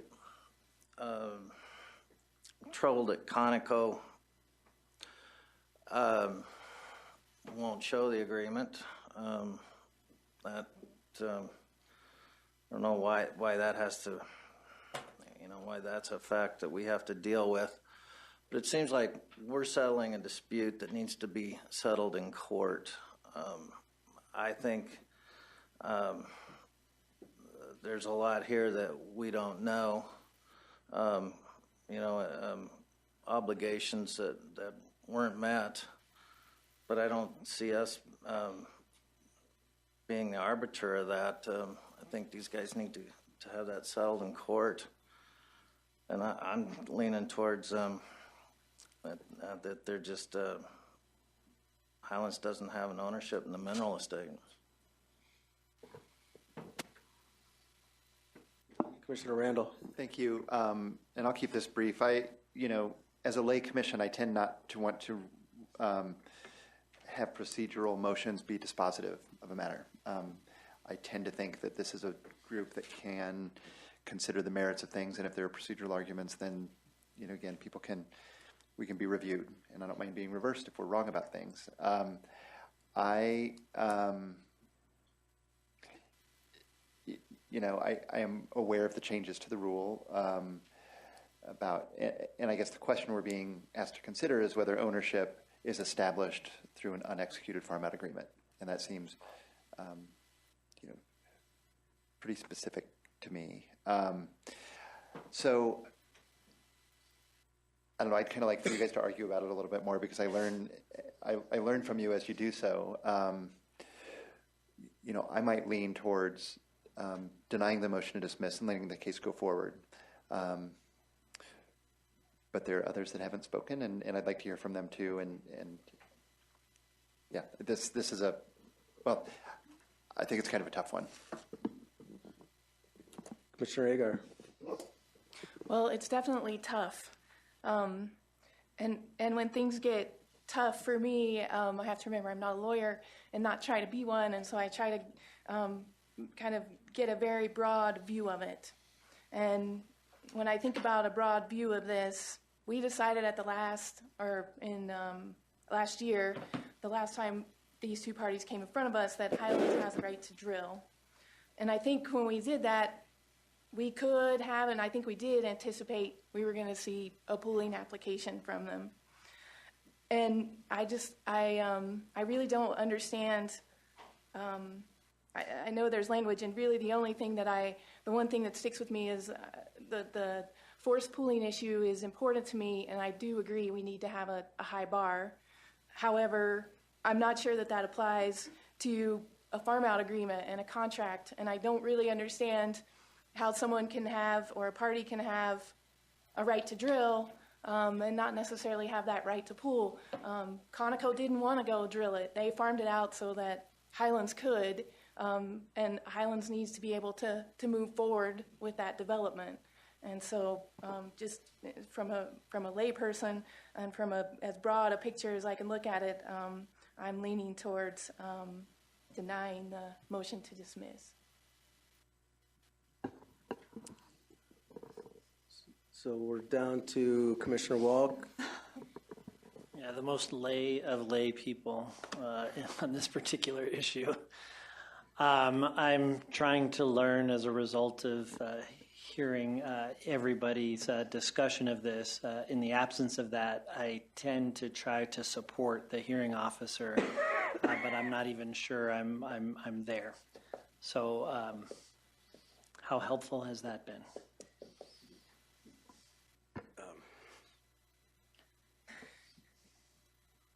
Commissioner Holton?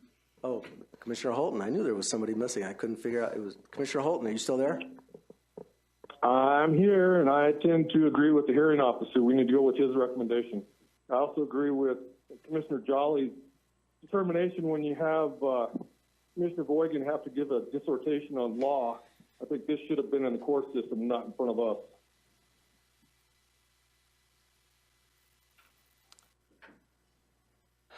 Any other comments anyone wants to make? So the motion that's pending from Commissioner Hawkins is to grant the motion to dismiss, which would be reversing the hearing officer's determination. Motion's been made and seconded. So I think, Ms. Prine, you should probably call that question on Commissioner Hawkins' motion to grant the motion to dismiss. Just for clarification, that goes along with the hearing officer's recommendation? No. The hearing officer denied the motion to dismiss. So if you want to uphold what the hearing officer did, you would vote no on this motion. Okay, I apologize. The audio on my phone is not that great. No, it's confusing because it's sort of a double negative. I'm sorry, Mr. Chair. What did you need? Did you want a roll call vote? Is that Yes, where you are? I want a roll call vote. Chair Boygan? No. Vice Chair Holton? No. Commissioner Agar? No. Commissioner Hawkins? Yes. Commissioner Jolly? Yes. Commissioner Overturf? Yes. Commissioner Randall? No. Commissioner Walt? No. I have 3 yeses, 1, 2, 3, 4, 5 noes. Okay, so Commissioner Hawkins' motion is denied. So do I have a motion to uphold the hearing officer's determination if we need such a motion? I guess we do, right? Okay. Mr. Chair? Yes, Commissioner Holton. I would make a motion that we accept the hearing officer's recommendation. Is there a second? I'll second. It's been seconded. Any further discussion?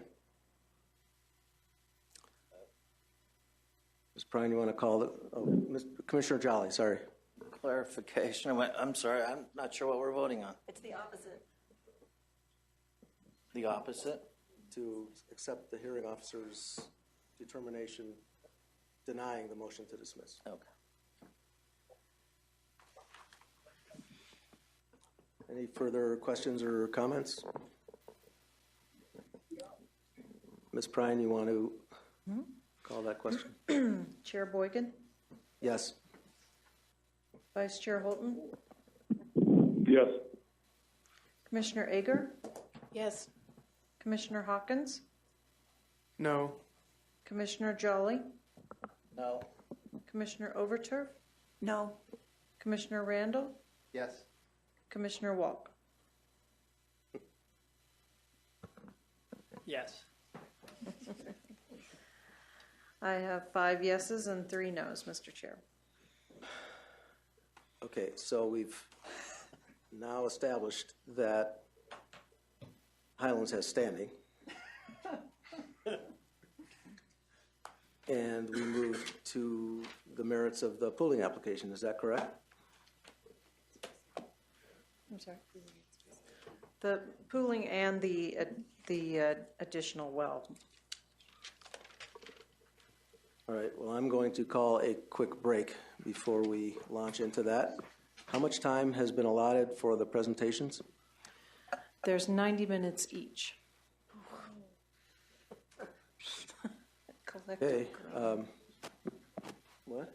Maybe we should do some of this tomorrow, or not. I'll You're the boss. listen to whatever the commissioners want to do in terms of putting some or all of it over till tomorrow. Commissioner Walk. Mr. Chair, given what tomorrow looks like, I would like to suggest or move that we proceed first thing tomorrow morning. Would that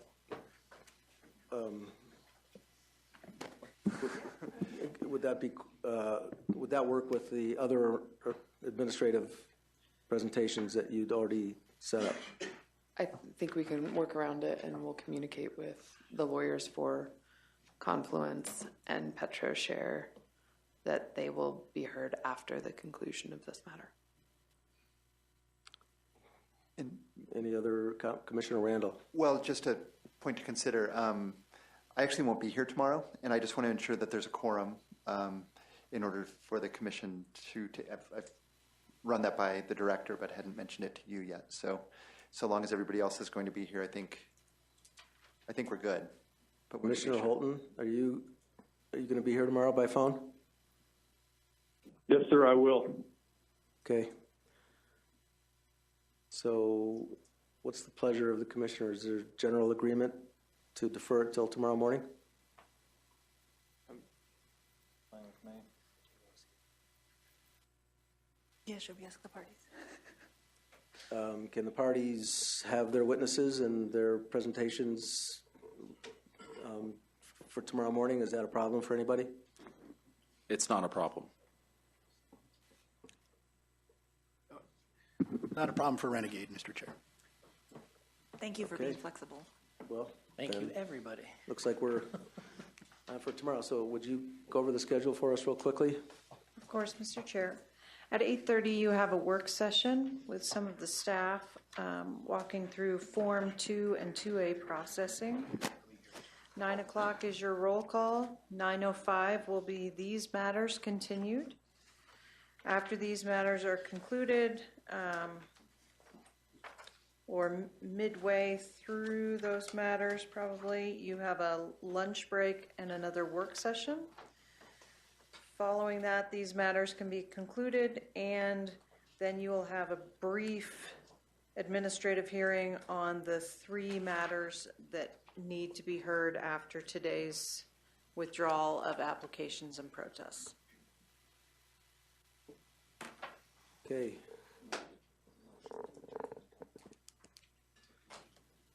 Okay, there being no further business, I'll entertain a motion to adjourn until 8:30 tomorrow morning. So moved. Second. All in favor, say aye. Aye. All opposed? See you at 8:30.